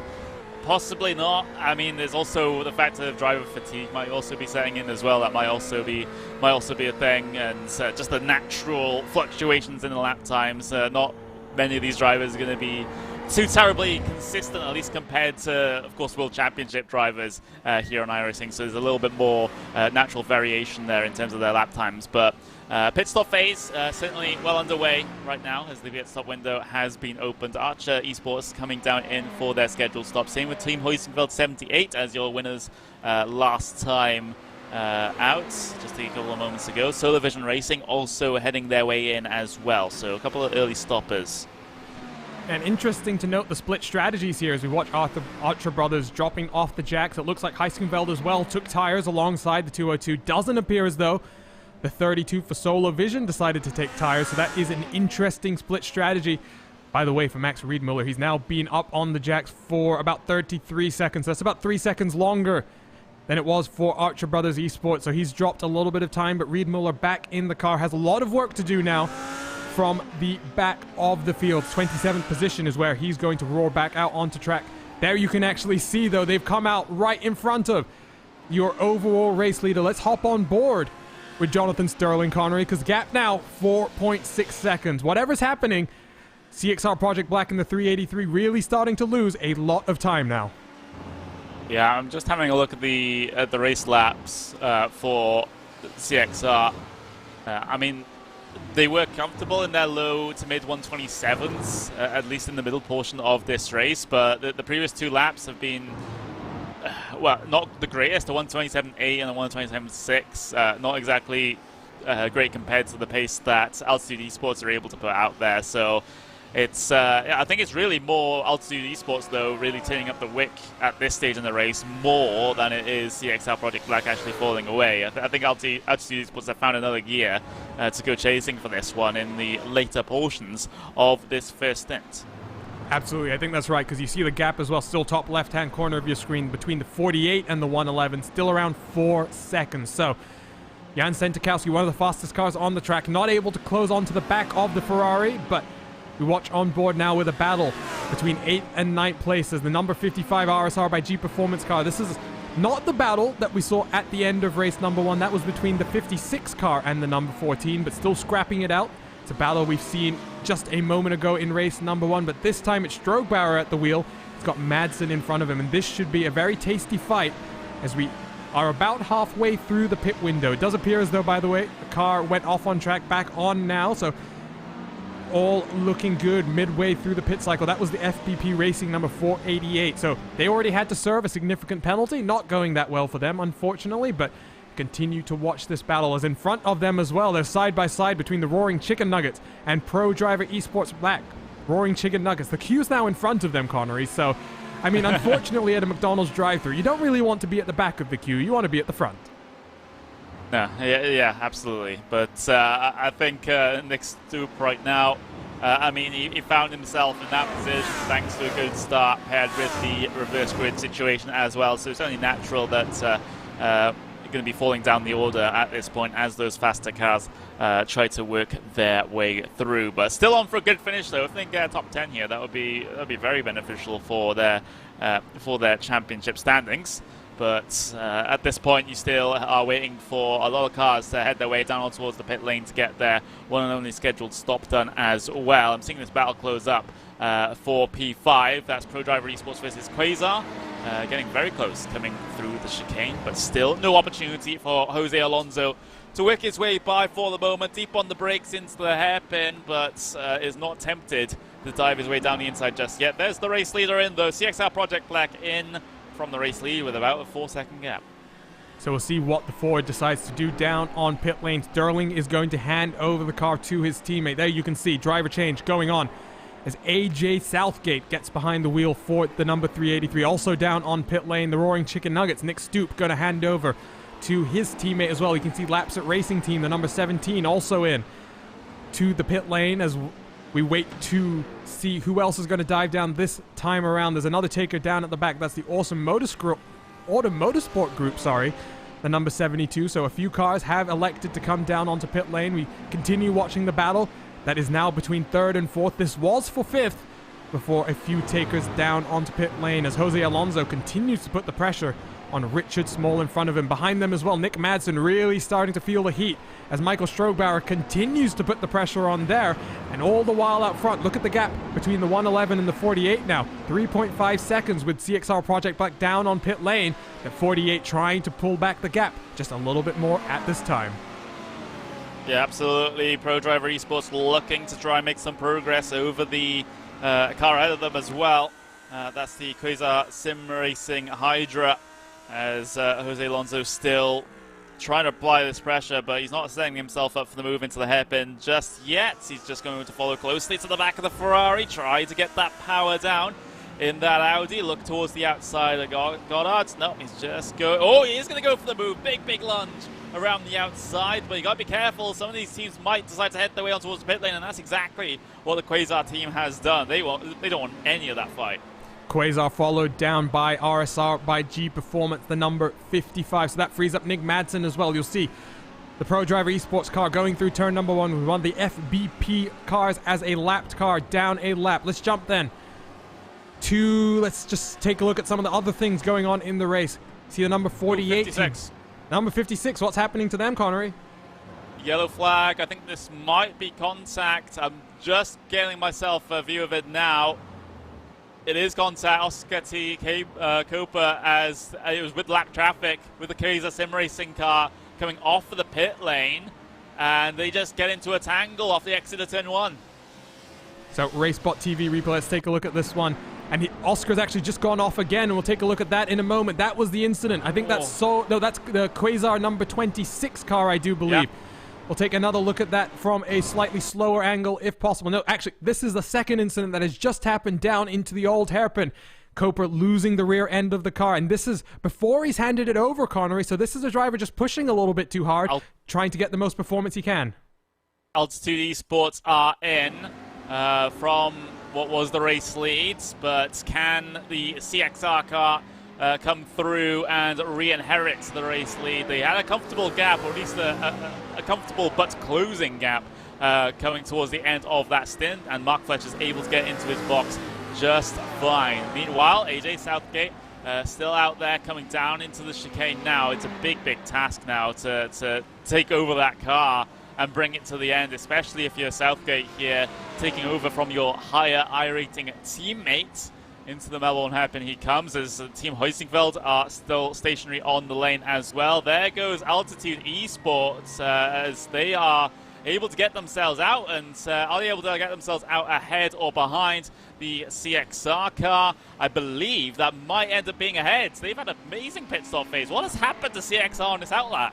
The pace has dropped off dramatically for the 383 Ford GT, the only one in the field. It's a very old car. We don't see it much in the iRacing service. Great to see at least one team committed to running this car. However, unfortunately, like you say, the pace has dropped off. You want to know the gap between the Altitude Esports car and CXR Project Black? Well, now it is 5 whole seconds. What has happened to the pace in the number 383? And an interesting note here as well, Connery. If you take a look at the Team Heiskenveld, the gap between the number 383 and the number 48, 2.5 seconds between what will net out as second and third place. The gap between the 111 and the 48 now, where Andrei Ratchevich has taken back over, now about 7 seconds. So there's a lot of work to do if any of these drivers want to catch who is now the net race leader, Ashley Beard, of the Altitude Esports 111. Yeah, absolutely. So that's a lot of lost time. Must have lost on the order of about 6 seconds on those outlaps to be able to have that. Oh, although I am seeing CXR, they might have taken tires though. They're on a 36-second stop compared to the 31 seconds around them. So that's where a healthy amount of the time would have been lost. They might have taken tires. We'll see, but the 111 retakes the race lead and now has 5 seconds to CXR Project Black behind them. So a big gap to overcome as Pro Driver Esports Black, the number 24, gets rolling off pit lane. Where is he going to come out and rejoin the track as he trundles his way down as a pedestrian 60 kilometers an hour down onto the pit exit? Finally gets to hit that button, back up to racing speed. He's going to come out right behind some that's not lap traffic. That is the Laps at Racing Team number 17 car, Ibrahim Alouat at the wheel. Fantastic result for him in race number 1 at Silverstone, and he's now got to defend from Felipe Valentin behind him. Out front, by the way, gaps all starting to settle down a little bit. Gap between first and third, 7 seconds as we approach the last 25 minutes of the race. Yeah, absolutely. Laps at Racing Team 17, one of the only other cars that started inside the top couple of positions that isn't, CXR Racing Project Black. So, you know, we've had the grid turned on its head and it's sort of self-righted itself at this stage of the race. But Laps at Racing Team 17, let's see if they can hold on to this P5, which is exactly where they started. Not lose any spots on a reverse grid race until halfway through, or over halfway through, is pretty good going, if you ask me. Yeah, definitely. And this reverse grid is once again shaking things up as we now watch cars heading down in towards the second to last corner. The Pro Driver car down the inside of the Ferrari, deep under braking. He's going to force the Ferrari wide, and that opens the door for Boris Avando in the number 55 to look around the outside now as we go down into the last corner. Laps at Racing getting a little bit shaken out. They're going to abandon the corner a little bit, slot back into line, the third car in that train of cars. They've now got Mag Performance, the number 14, Michael Schlacks behind the wheel once again for the number 14 car. And look at that train of cars. They dive down into turn number 1, and the gap that those front two have already managed to pull. The number 14 will be hoping to jump past Ibrahim Alouat as soon as he can. This is a battle that potentially could shake out to be the battle right on outside the podium, unfortunately, Connery. A lot of these teams and faces are faces we saw fighting at the front of race number 1. However, unfortunately, this reverse grid hasn't been so kind to them. And you take a look at the gap as you see Ovando making a move around the outside potentially. He's going to have to back out the corner, but you see the gap right now. 23 seconds to your net race leader as Alouat's around. Big impact with the tire barrier as well. The number 17 Laps at Racing Team trying to hold on to their positions after the start, and they've basically been completely run over here as far as I'm concerned. That is absolutely abhorrent from the Audi Mag Performance. That is well, if you want a definition of a punterino, I think that's probably it there. Yeah, let's go on slow motion here. You'll see the brake lights light up on the Ferrari as he slows down. See the revs just drop a moment after, just not reacting enough in time to what was happening in front of him for Michael Schlacks. And while the 14 lost a race win in race weekend number 1 due to contact. 17's off again. And 17 is off again. So Laps at Racing, unfortunately, not able to get back up to racing speed as easily as they would have wanted. Yeah, and they're struggling to even get it going. Now they just about have rejoined the racing surface, and that car was crabbing pretty severely down into the chicane, and it's quite understandable that they would lose control past that point. So they're going to have to try and limp that car back to the safety of pit lane.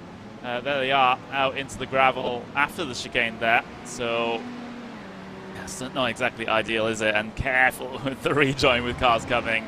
So they get the car slowed down just enough to not impede a couple of those drivers behind trying to work their way through. take a closer look at it here. I wonder if he's got broken steering before he even gets into the corner, trying to stay on the outside. He brakes on the grass. That doesn't help him for sure. But now keep watching as he does this rejoin, Connery. You'll see him stop just on the right-hand side of the track. I don't think that was just to avoid an unsafe rejoin. You see that the right-hand side wheel of the car just kind of popping in and out, as I think there's a little bit of damage to that right side of the car. There you can see the steering as well. The car's crabbing down the road, so clearly not all well with the number 17. And in fact, he's down on pit road now, getting some damage repaired.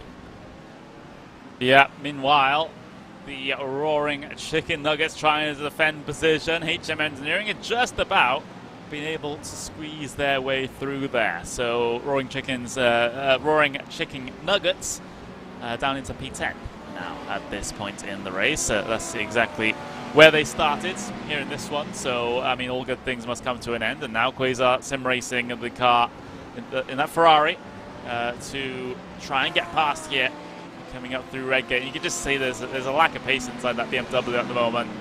Really benefiting out of the reverse grid, and I mean, if they can still hold on to a couple of spots here, that would be beneficial for them, especially inside the final 20 minutes with not a lot of cars behind them past this point. So it might be a good chance they'll be able to hold on to a top 15 at least.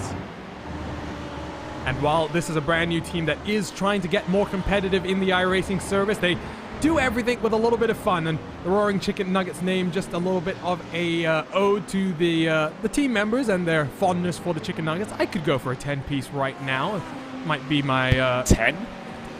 Just 20. You gotta get the share box. Okay? This is not sponsored by McDonald's. Not sponsored, but I mean, it's not sponsored. Not Connery, you ruined my pun. They're in 10th place. I want a 10-piece Nuggets.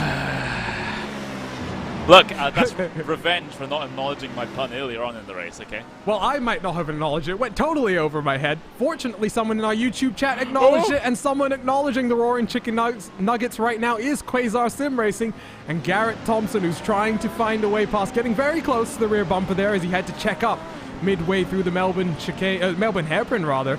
But this battle on the edge of the top 10 really starting to heat up, and it's one of the closer battles that we do have at this point in time. We have a number of retirements from the race as well. We started 34 cars taking to the green flag, only 25 on the lead lap as things stand. So 9 cars have been, unfortunately, unceremoniously booted from the race in many ways, and wait and see just how busy race control is after this all shakes out. While we take a look at Garrett Thompson continuing to chase down. Let's go and jump back, though, to the battle for the race lead, CXR Project Black. They're trying to close down the gap to Ashley Beard in front, and you can see having some mild success there, Connery. But the more important thing, you take a look at the gaps behind. Andrei Ratkovic is coming and coming fast. Yeah, maybe not so much on those last 2 laps, though. So maybe they've CXR been able to stem the bleeding and continue on their focus, their progress, to get back up into the race lead, and they're the only team inside these top 10 cars that I think took tires on that stop, because their pit stop is a huge outlier compared to everyone else. So they're really trying to use the best, use those fresh tires to their advantage here. You can see the brake lights on the front really just glowing as they head their way through Redgate. And they cool off as they head their way down the Carina curves and in towards the old hairpin. But they're lopping time off of Altitude Esports here. It's down to 3.5 seconds now as they take a lot of curve coming through the old hairpin. Taking a lot of curve. And I must say, that CXR Project Black car, we didn't see the team livery for race number 1, but I must say, it's a very striking looking car, and it very much accentuates the lines on the Ford. The great looking livery. We have some other great looking paint schemes up and down the running order as well. Let's take a look at some battles further down in your field, because Mag Performance, after that little punteroonie that they got involved with slightly earlier, chasing down Pro Driver Esports Black and their Audi in front of them.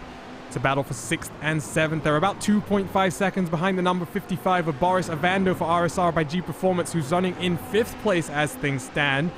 And they're all trying to chase down Liam Matthews for the Archer Brothers Esports. He sits 12 seconds behind 3rd place, but that 4th place position looking to be the one where a lot of these stronger contenders are trying to get back up towards. As we head through the chicane now, is Mag Performance getting a little bit too heavy over the curves, losing a little bit of traction on the run down to the Melbourne chicane. And 15 minutes to go, so about a quarter of the race still left. It's been an action-packed race, that is for sure. More action happening down in the order as well, as Quasar Sim Racing, the number 26, takes 22nd place from the .exe McLaren. So action up and down the field as the Pro Driver car gets a little bit squirrely on the braking into the final corner, and that's going to once again bring Schlax back into the battle. It is, but he will lack opportunity in towards turn number 1. Able to close up a little bit on the brakes there. I'm still trying to keep on this guy, on this gap to the race lead at the moment, because Altitude Esports, CXR Project Black now separated by 3.2 seconds. So CXR are driving that car on the ragged edge right now, just trying to find all the time feasibly possible out there on circuit, and they've been finding a decent amount of success. And with still about 11 and a half laps to go, there's still time for them to really just still chip away at this gap, And the beneficial thing for them is that Altitude Esports will be coming up on traffic in just a couple of moments' time as well. So that's going to come down, tumbling down. And there you can see the traffic. In fact, that's Shibsky Racing, the 222, currently running in which position are they? They're down the order some ways. Not been a smooth result for them. In fact, that's the N-Race Esports car, who's had a little bit of an issue going through that last corner, getting all sorts of wrong. Had to get the hands across to save the car, and so N-Race Esports down in 29th place, going to hang on the right-hand side of the track, let the leader pass. Gap now almost down to 3 seconds. So AJ Southgate really pushing it. And Connery, you kind of dismissed my thought that this might be tire related, but if you're saying that the CXR car took tires in the pit stop, I'm really wondering if they're running some aggressive setup here with the cooler track temperatures that we may have expected to see if we came here in the middle of summer, running some crazy cambers, running those tires up to the ragged edge in terms of heat, and really pushing them in terms of their wear. But when you change them, therefore, in that pit stop window, there's a potential for AJ Southgate to get back in the car and really push the gap down to 2.3 seconds. I don't think they actually are on fresh tires, because I've gone back and looked at the actual pit stop, and at no point do I see that car go up and down on the jacks. So it must be a difference between the two drivers then. Interesting. And as they head through, it was just a long stop though. It was a long stop. And no, that is for sure, and we can bring that up on screen right now. There you can see the bottom left-hand corner. Pit lane time total for AJ Southgate was 53.2 seconds. You see on the right side, 35.7 seconds was the total pit stop. So 53.2, that was the time for CXR Project Black. As we now take a look at Ashley Beard in the 111, 57.7. So almost 5.5 seconds is the delta, and Ashley Beard going to have to work his way around another lapped car. That's Next Level Racing's number 77 GT3 car, but CXR Project Black, the gap comes down even more now, Connery. They lost 6 seconds in the pit strategy, therefore. However, they're finding that time on track, and N-Race Esports going to get out of the way and let them go now. Yeah, gap down to now 2 seconds. DXR, they're making this certainly very, very possible, and Altitude Esports are now hoping that Southgate actually gets impeded by the Next Level Racing GT3 car they're about to come up on. Otherwise, that gap is really going to quickly come down, and there's enough laps left in this race for CXR to try and mount a chance for the race lead, and the lap traffic just gets well out of the way. They don't have to, but that's just what Next Level Racing have done. They're not involved in the battle with anyone close on circuit, so there's no point in them impeding your leaders. So Altitude Esports, they were hoping that CXR get held up, but CXR just easy as pie. They just get by. Well, I have a feeling that if you are, which was the RSR car? I believe it was the number 55 that was battling for the race lead in race number 1. If you're the RSR car, Connery, I think you'd be pretty irritated if you come back and you watch race number 2 and you see how easily lapped cars let the leaders go. Because you remember, I think it's fair to say that while the 78 had some great pace in race number 1, wasn't really looking like the move was going to happen until they got stuck behind lap traffic that did not want to let that leader go. Yeah, it's going to be pretty frustrating, but you know, the difference is in this race, those bits of lap traffic weren't involved in any battles. The traffic in the first race very much was involved in an on-track battle with close competitors, so there's a little bit of a difference there. As this gap continues to tumble, it's now within 2 seconds between Altitude Esports and CXR Project Black. There's battled further back in the order as well, as Archer Brothers Esports tries to hold on to 4th place from the RSR by G Performance number 55 car that was 2nd place in race number 1. Oh, Archer Brothers Esports, they're off. They're off and they've given up the position. They've given up the position. The pressure from Ovando was proving to be strong in the 202 with a slight mistake. Liam Matthews has lost about 4 seconds of time and now has race number 1 winner right on his tail. The number 78 doing a fantastic job to carve his way up through the field and looking at the potential for a top 5 result. What a finish that would be after starting all the way back down on the edge of the top 30. But meanwhile, while this battle rages on, let's jump back to the battle for the race lead because gap was down to 1.4 seconds for just a few seconds. It's gone up a few tenths once again as they go through some of these slower corners. We talked about the battle between the Audi and the BMW in race number 1. This time around, race 2, looking to be Ferrari versus Ford. And Connery, that Ferrari 488 has had a little bit of a nerf in terms, if we're going to use an esports term, in terms of its top-end grunt. However, at a track like this, it's clearly still got some performance through the corners. Gap now down below 1.5 once again, though, so clearly that Ford is coming on strong. Yeah, and if you're Altitude Esports right now, if you're Ashley Beard, you're looking at that F3 box and you're seeing the time just come down and down and down, a couple of tenths of a second a lap, and now you start to see the very well, low ride height for GT in your wing mirrors, in your rear view. And now it's not about the numbers on the F3 box. Now it's about you versus the other driver. So Ashley Beard versus AJ Southgate for race win number 2 here. In the race meeting number 2 for the IVRA GT Sprint Series. We started off in Silverstone. We're now here at Donington Park as the sun continues to set. There you can see fantastic shot of the sun in the background as it's about to drop below the tree line. But AJ Southgate once again deep under braking. Gap now just half a second as Southgate continues to press on. There are some battling happening further down in your field, by the way. Michael Schlacks involved in a fierce fight with the Team Heiskeveld number 78 machine because Archer Brother Esports has had another issue. Archer Brother Esports now down into 9th position, but we continue to ride on board with AJ Southgate as he heads down into turn number 1.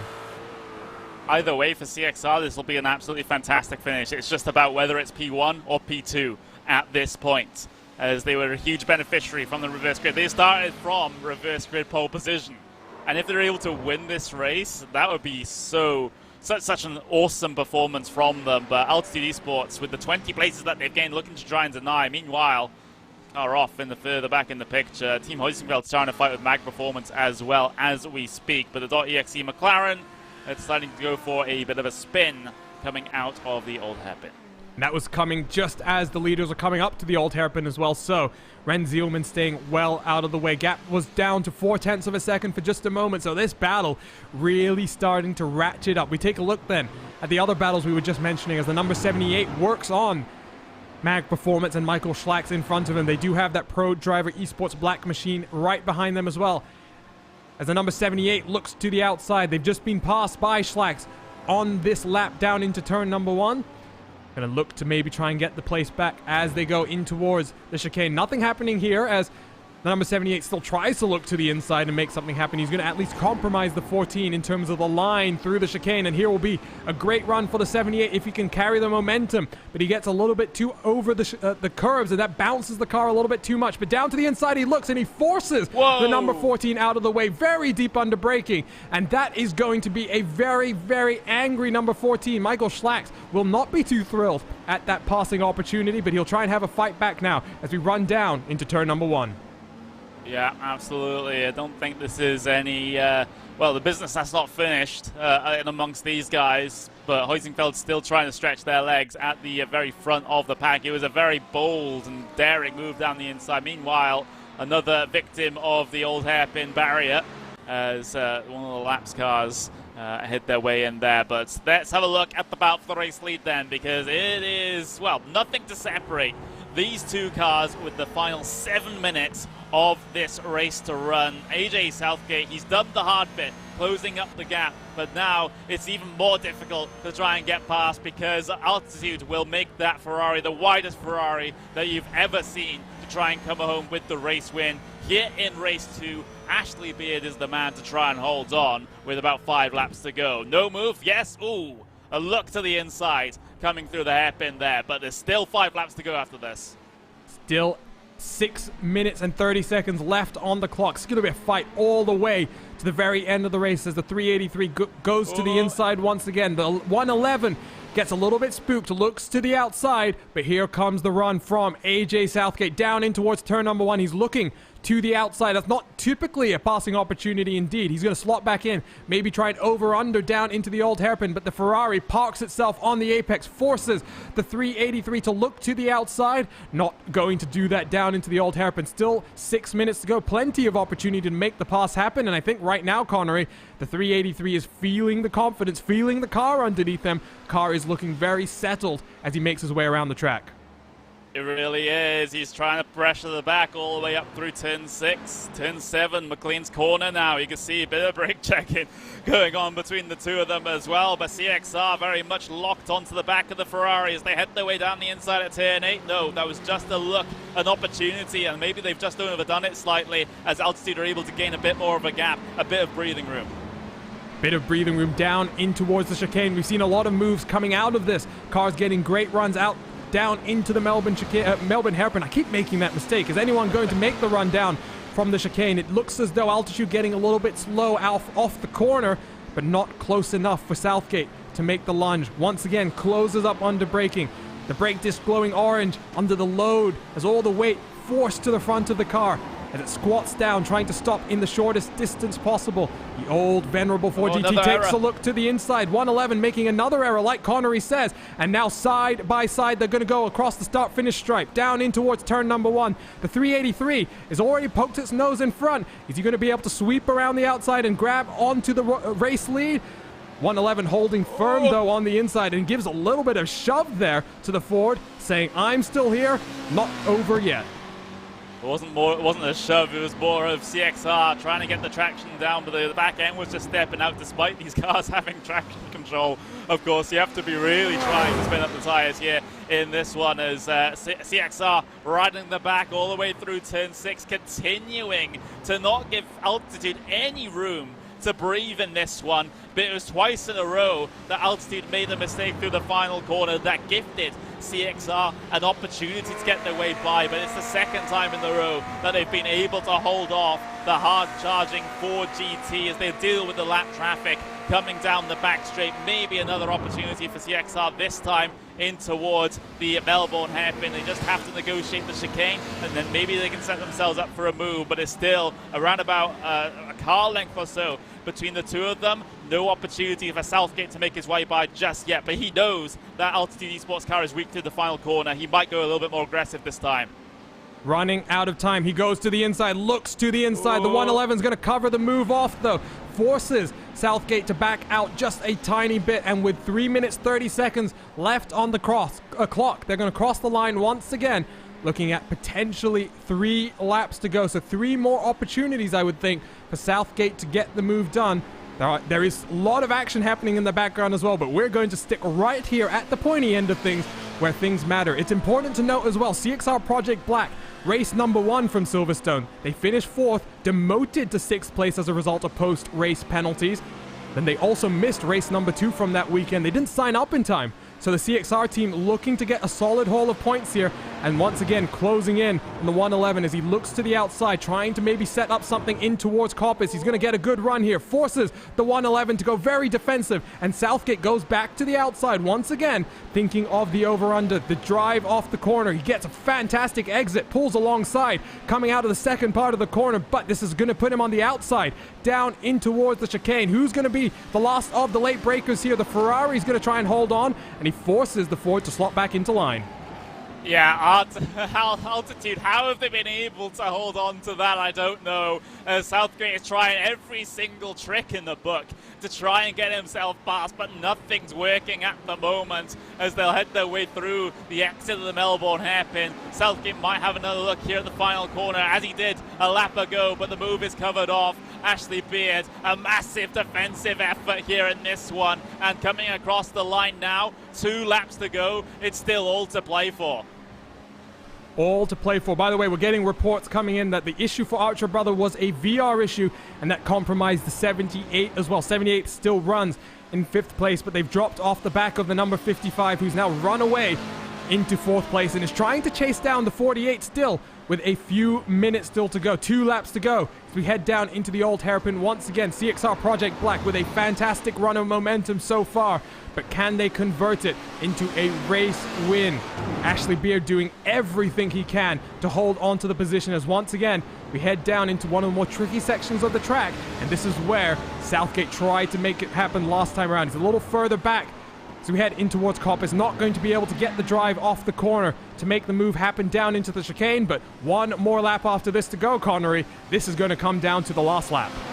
Yeah, Altitude has been able to get a healthy gap here on the exit of the corner. CXR are closing in at a rate of knots towards the chicane. They try to commit so much to it as well, and they end up losing speed off the corner, but it still isn't done. 52 seconds left on the clock. We'll get one more to go the next time these guys come across the start-finish line. On board with AJ Southgate then as they head up towards the final corner. Not close enough for a move this time compared to previous laps. So Altitude's able to take the normal line through the corner. We'll come across the line with one more lap to go in this amazing duel between Altitude and CXR.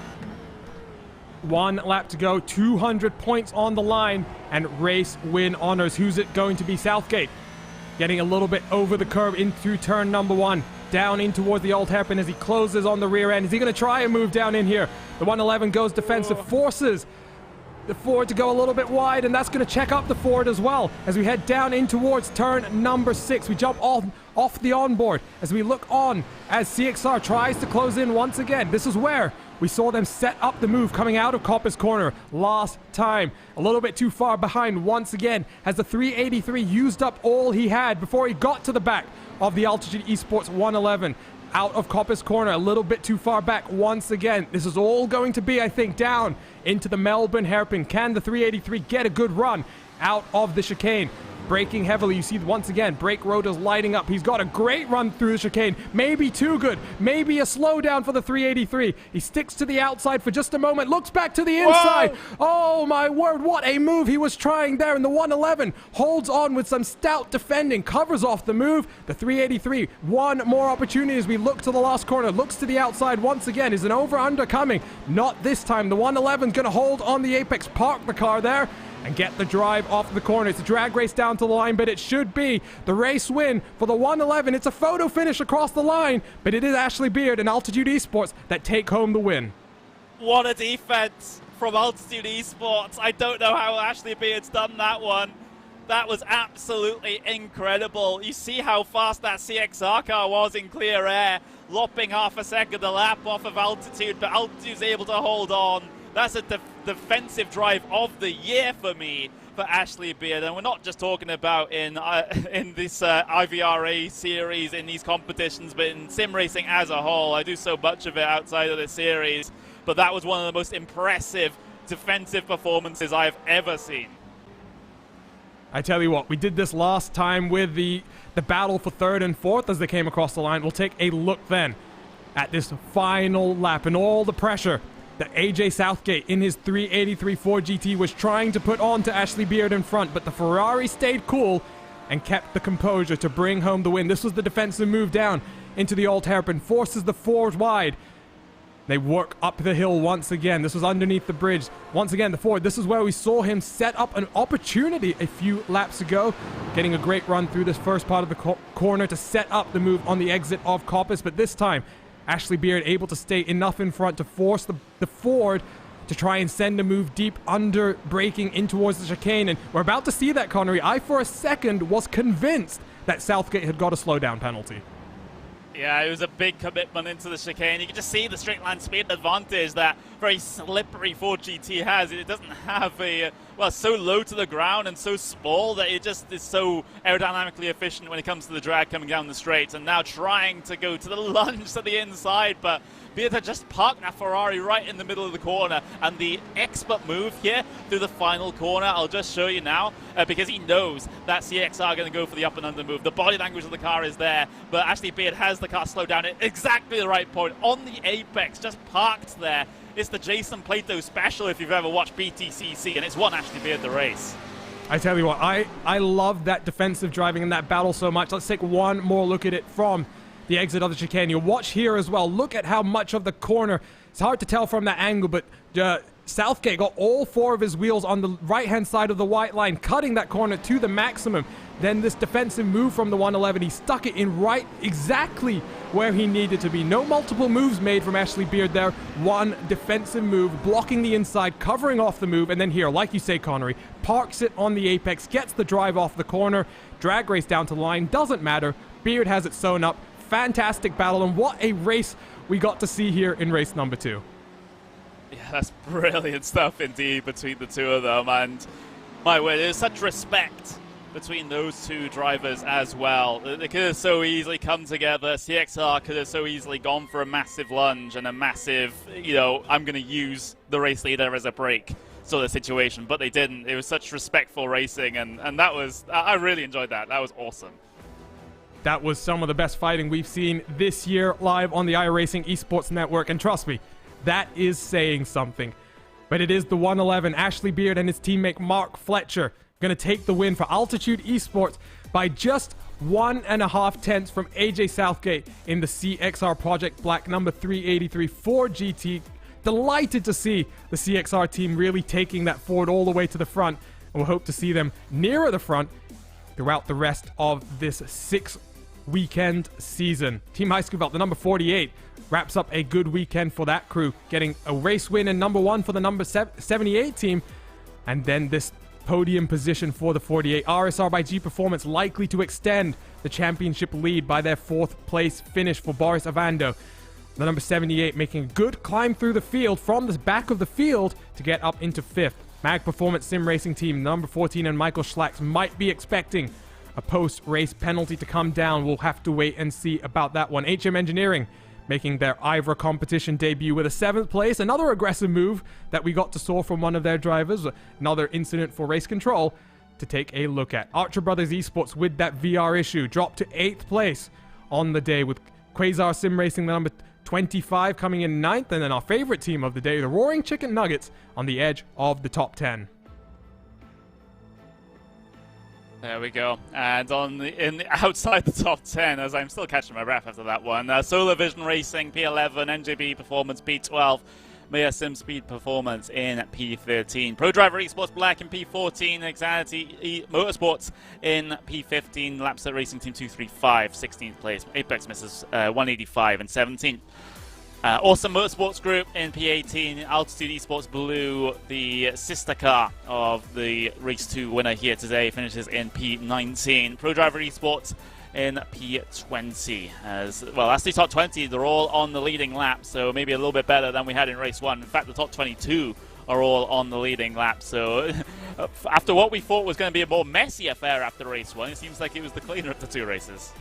I think it was messy at the start. I think the rest of the race may be a bit cleaner. We didn't have as many RaceBot replays to take a look at, but we'll look at the rest of the field. Lapset Racing Team, the number 11, in 21st place. FBP Racing, as a result of that infringement during qualifying, had to serve a stop-and-go penalty. That's dropped them to the very end of the lead lap. 23rd place, the Quasar Sim Racing, number 26. The .exe McLaren in 24th place, with the Next Level Racing GT3 car, the 77 in 25th, the last car 1 lap down. The rest of your cars didn't actually finish this 1 hour affair. You look at the likes of RSR by G Performance, the number 56. Disappointing result for them compared to their sister car. You also got the 411 Estate Coffee Company, N-Race Esports, the number 199. Lapset Racing Team, the number 17. Lapset Racing Team having all sorts of issues today. It all started in qualifying when the 235 ended up in the wall, and didn't go much better for them after that. Number 222, Shipsky Racing. We had a lot of their fans in our YouTube chat today, and unfortunately, a unsafe rejoin that Connery Maddock got to call them out for, and Shipsky Racing has already popped into our YouTube chat just to apologize for that and try and explain that it was, they feel very sorry for it, and unfortunately can't go back and change that. Last 4 finishers, by the way, in 30th. Team Vikings, the number 777. FBP Racing, that 458 car. The reason they're so far down the order is they also didn't uncheck all the service on their penalty that they had to serve at the start of the race. As a result, extra time applied, and they decided to retire from that one. The 186 Apex Missers car didn't make it beyond lap number 1, and neither did Team Oblivion Racing, who didn't even take to the green flag.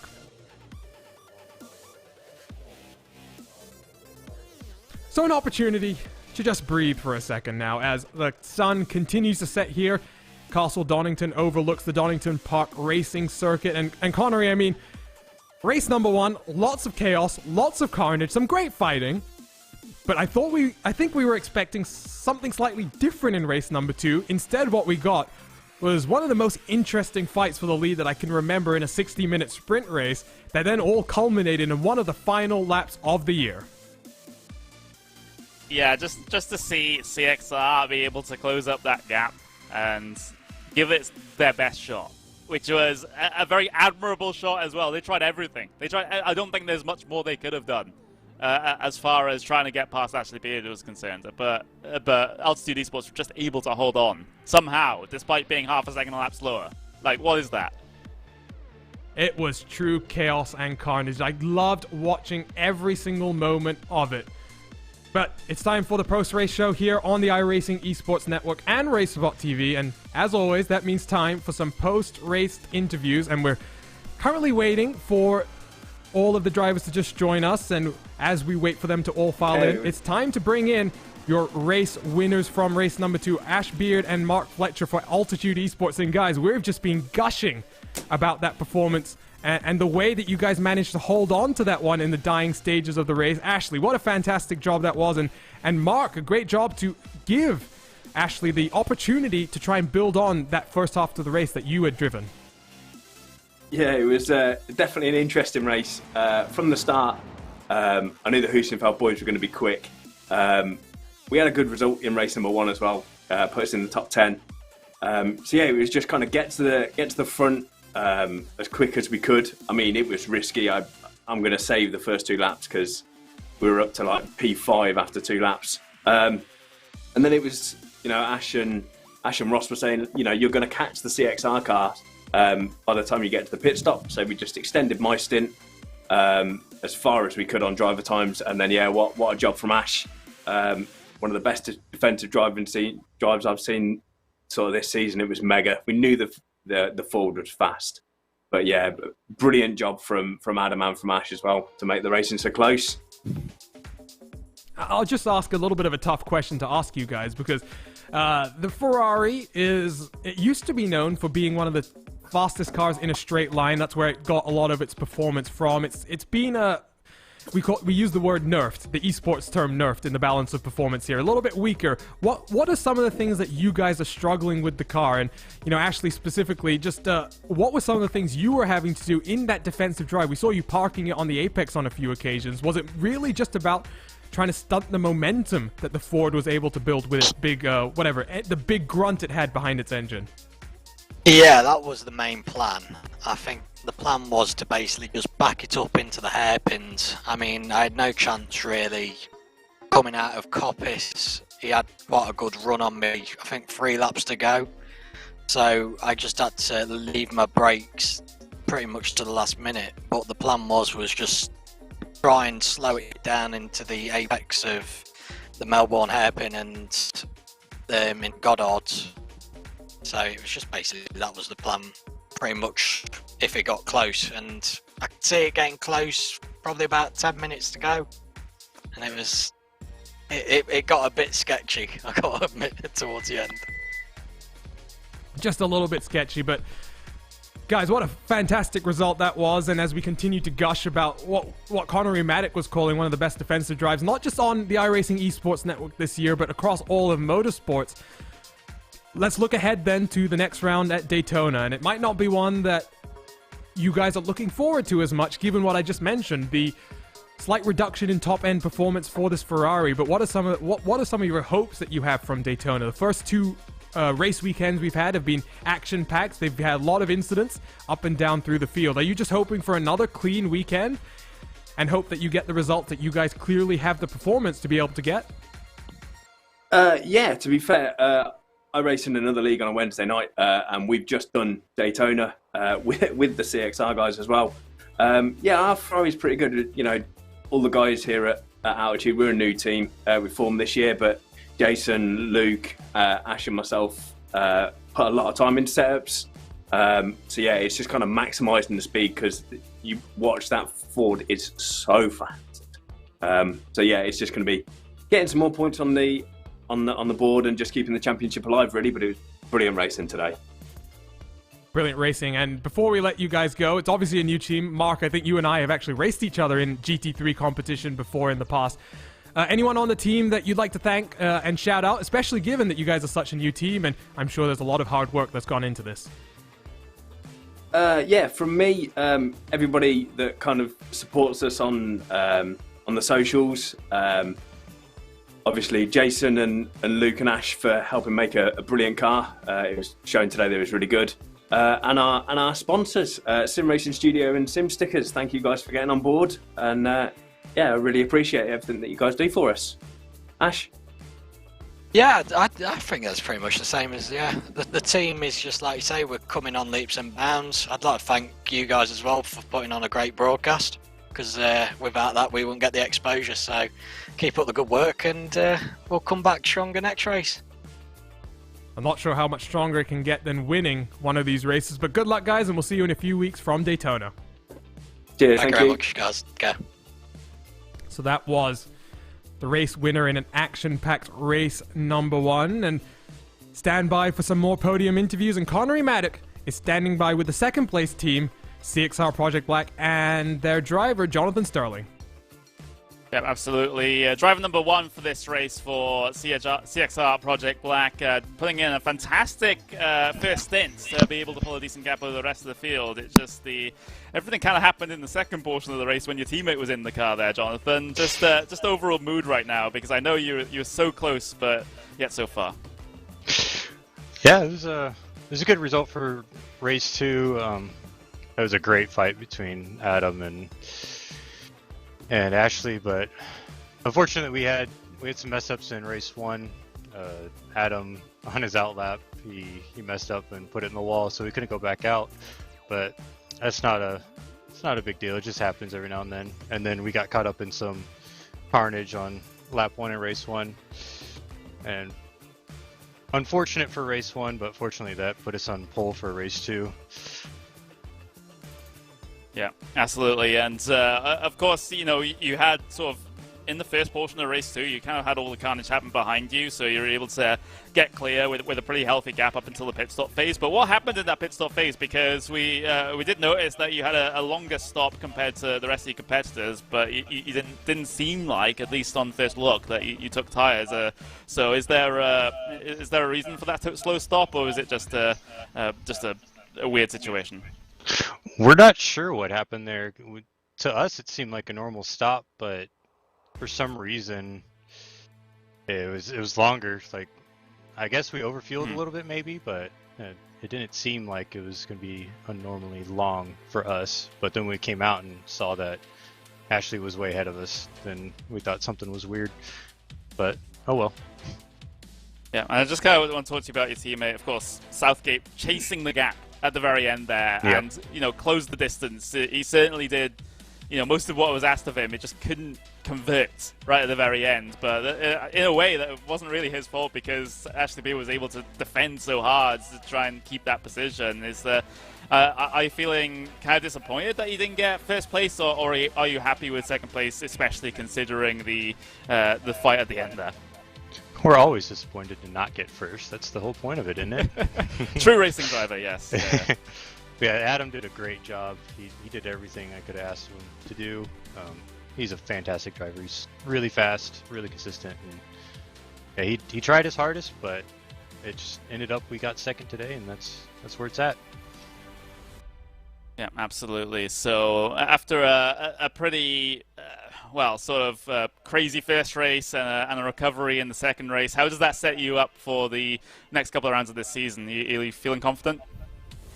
Yeah, feeling pretty confident. We've been feeling like we've had pace to be up towards the front anyways. It's been a bit of a mess the start of the season, so hopefully we can carry this momentum forward and really get it together and stop making these little mistakes that we keep making that mess us up. So yeah, hopefully we can move forward and keep staying up front and putting on a good show for y'all. Yeah, absolutely. And if there are finishes like that to come, I think we're definitely going to be very happy. But thank you very much for joining us, and best of luck in your next races. Thank you. You have a good day. All right, there we go. That was Jonathan Sterling as part of CXR Project Black coming home P2 here today in race number 2. But they give it a massive effort. Massive effort indeed, and what a charge it was. At one point we were wondering they had burnt all the tires off their car. Great to see that fight all the way to the last lap. We have one more interview for you guys before we wrap up today's coverage of the IVRA GT Sprint Series, and we're now joined by the drivers from the Team Heiskeveld number 48 car. We've got both Andrei Rachkovic and Jan Sentikowski in the booth with us. And guys, it was a difficult race number 1 for you, but Jan got into the car at the end of race number 1, put some good driving in to move up the order just a little bit, and then in this reverse grid race number 2, doing a great job to be able to continue that momentum, and one of the fastest cars on the track. Just unfortunate to only get there onto that third and final podium position. Yeah, I just messed up the qualifying, putting us on P22. That was horrible because it was over a second slower than I should have done. And so I started from the back, just thought, okay, keep it together. I know there will much be happening on the track on cold tires and survive, and then give it to Jan getting the last positions. And I managed it into the top 10 in the first stint, and Jan made it clear for a good result. Well, good result here, and a good result for your teammates as well in race number 1, taking home the race win. What's the trick to a format like this in your guys' mind? You've got the race number 1 where obviously you want to push as far forward as you can. Your teammates managed to climb up into 5th place in this race number 2, but this reverse grid can tend to cause a lot of chaos, and Jan, specifically for you, as you were making your way through the field in race number 2 at the start, how chaotic was it, and what are some of the things that you're going to be looking at for the next round at Daytona that you can do a little bit better? Yeah, it was pretty chaotic, especially in the second race then with the reverse grid. You have to watch out for the other cars and to not get involved in any incidents, to have a optimal car at the end. And yeah, safe overtakes, knowing what the others are doing, and it's always a bit tricky when you go further up the field. There's sometimes then the still slower cars there, so yeah, you have to expect their braking points and not run into them in the end. So yeah, you always have to be cautious and make no mistakes, safe overtakes, and that's the big thing in these reverse grid races. The second one, and also looking where the traffic then is during the boxing stops. So yeah, during the pit stops. That's, I think, the bad thing. If I'm in Daytona there, hopefully not. I was just a substitute for today's guy who has internet connection problems. Hopefully it's solved then during the next weeks until the next race. Because I'm just here for if there's no other one ready for the series.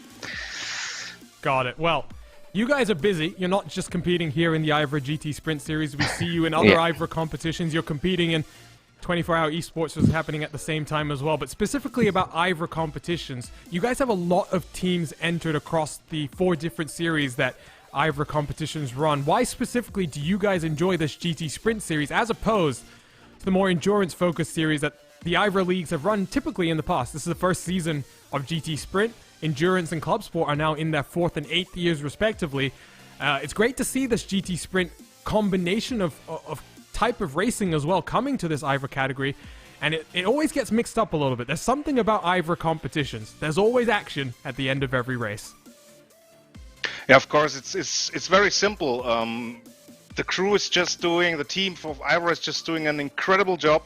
We love the organization, we love the drivers, and how is everything managed, and how they push through the penalties. Like with the pits, we did get enough of them by ourselves, and that's just cool. And because so you can really make the series great, and it's just pure fun, and we are fully committed to the IVRA this season.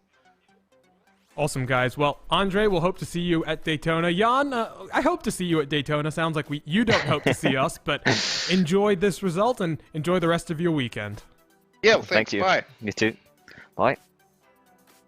So that was the crew for the number 48. I have to watch myself because Andre joined our team speak with the number 78 on his username, confusing me just a little bit. But nevertheless, for the Team Heiskenveld guys, a good result, Connery. And as we just look to wrap up today's coverage of the IVRA GT Sprint Series, an entertaining one, and I think one that's going to shake up the championship standings quite a bit.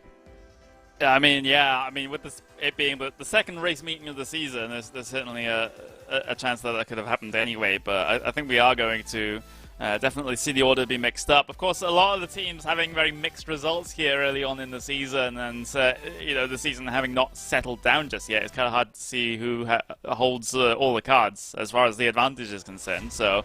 I can't wait to see what the rest of the season holds. Of course, I'm not going to be the regular commentator on it, but if we get more finishes like that, I'm going to have to speak a few words to Hugo. Just a few words to Hugo, but let's take a look then at the schedule. Wrapped up race weekend number 2 just a few moments ago.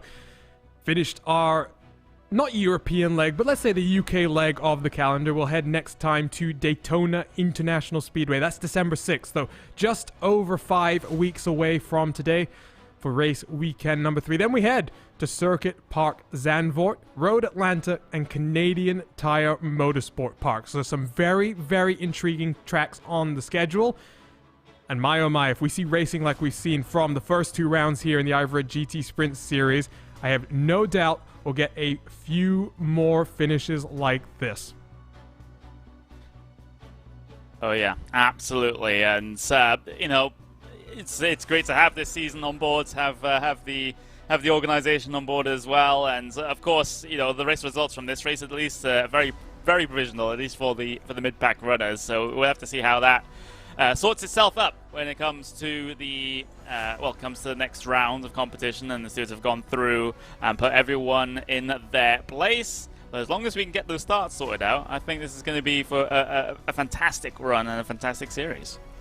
Absolutely, and while IVRA GT Sprint Series isn't going to return until the beginning of December, IVRA competitions return in just a few weeks' time. Round number 2 of the IVRA Endurance Series comes to us November 7th, 4 hours of racing action from Phillip Island. You're not going to want to miss that after what was a crazy 12 hours of Spa to open things up. That's going to be it for us here today on the 25th of October. A long way to go till the next race weekend here in the IVRA GC Sprint Series, but for myself, Arjuna Kankipati, I've been joined by Connery Maddock up in the virtual commentary booth. Once again, TV cameras provided to us by Istvan Balor and TrackCams 22. Additional car cameras are provided to us by our own Tyler Maxson. Enjoy the rest of your weekend, and we hope to see you in 6 weeks' time for another race weekend from the IVRA GT Sprint Series.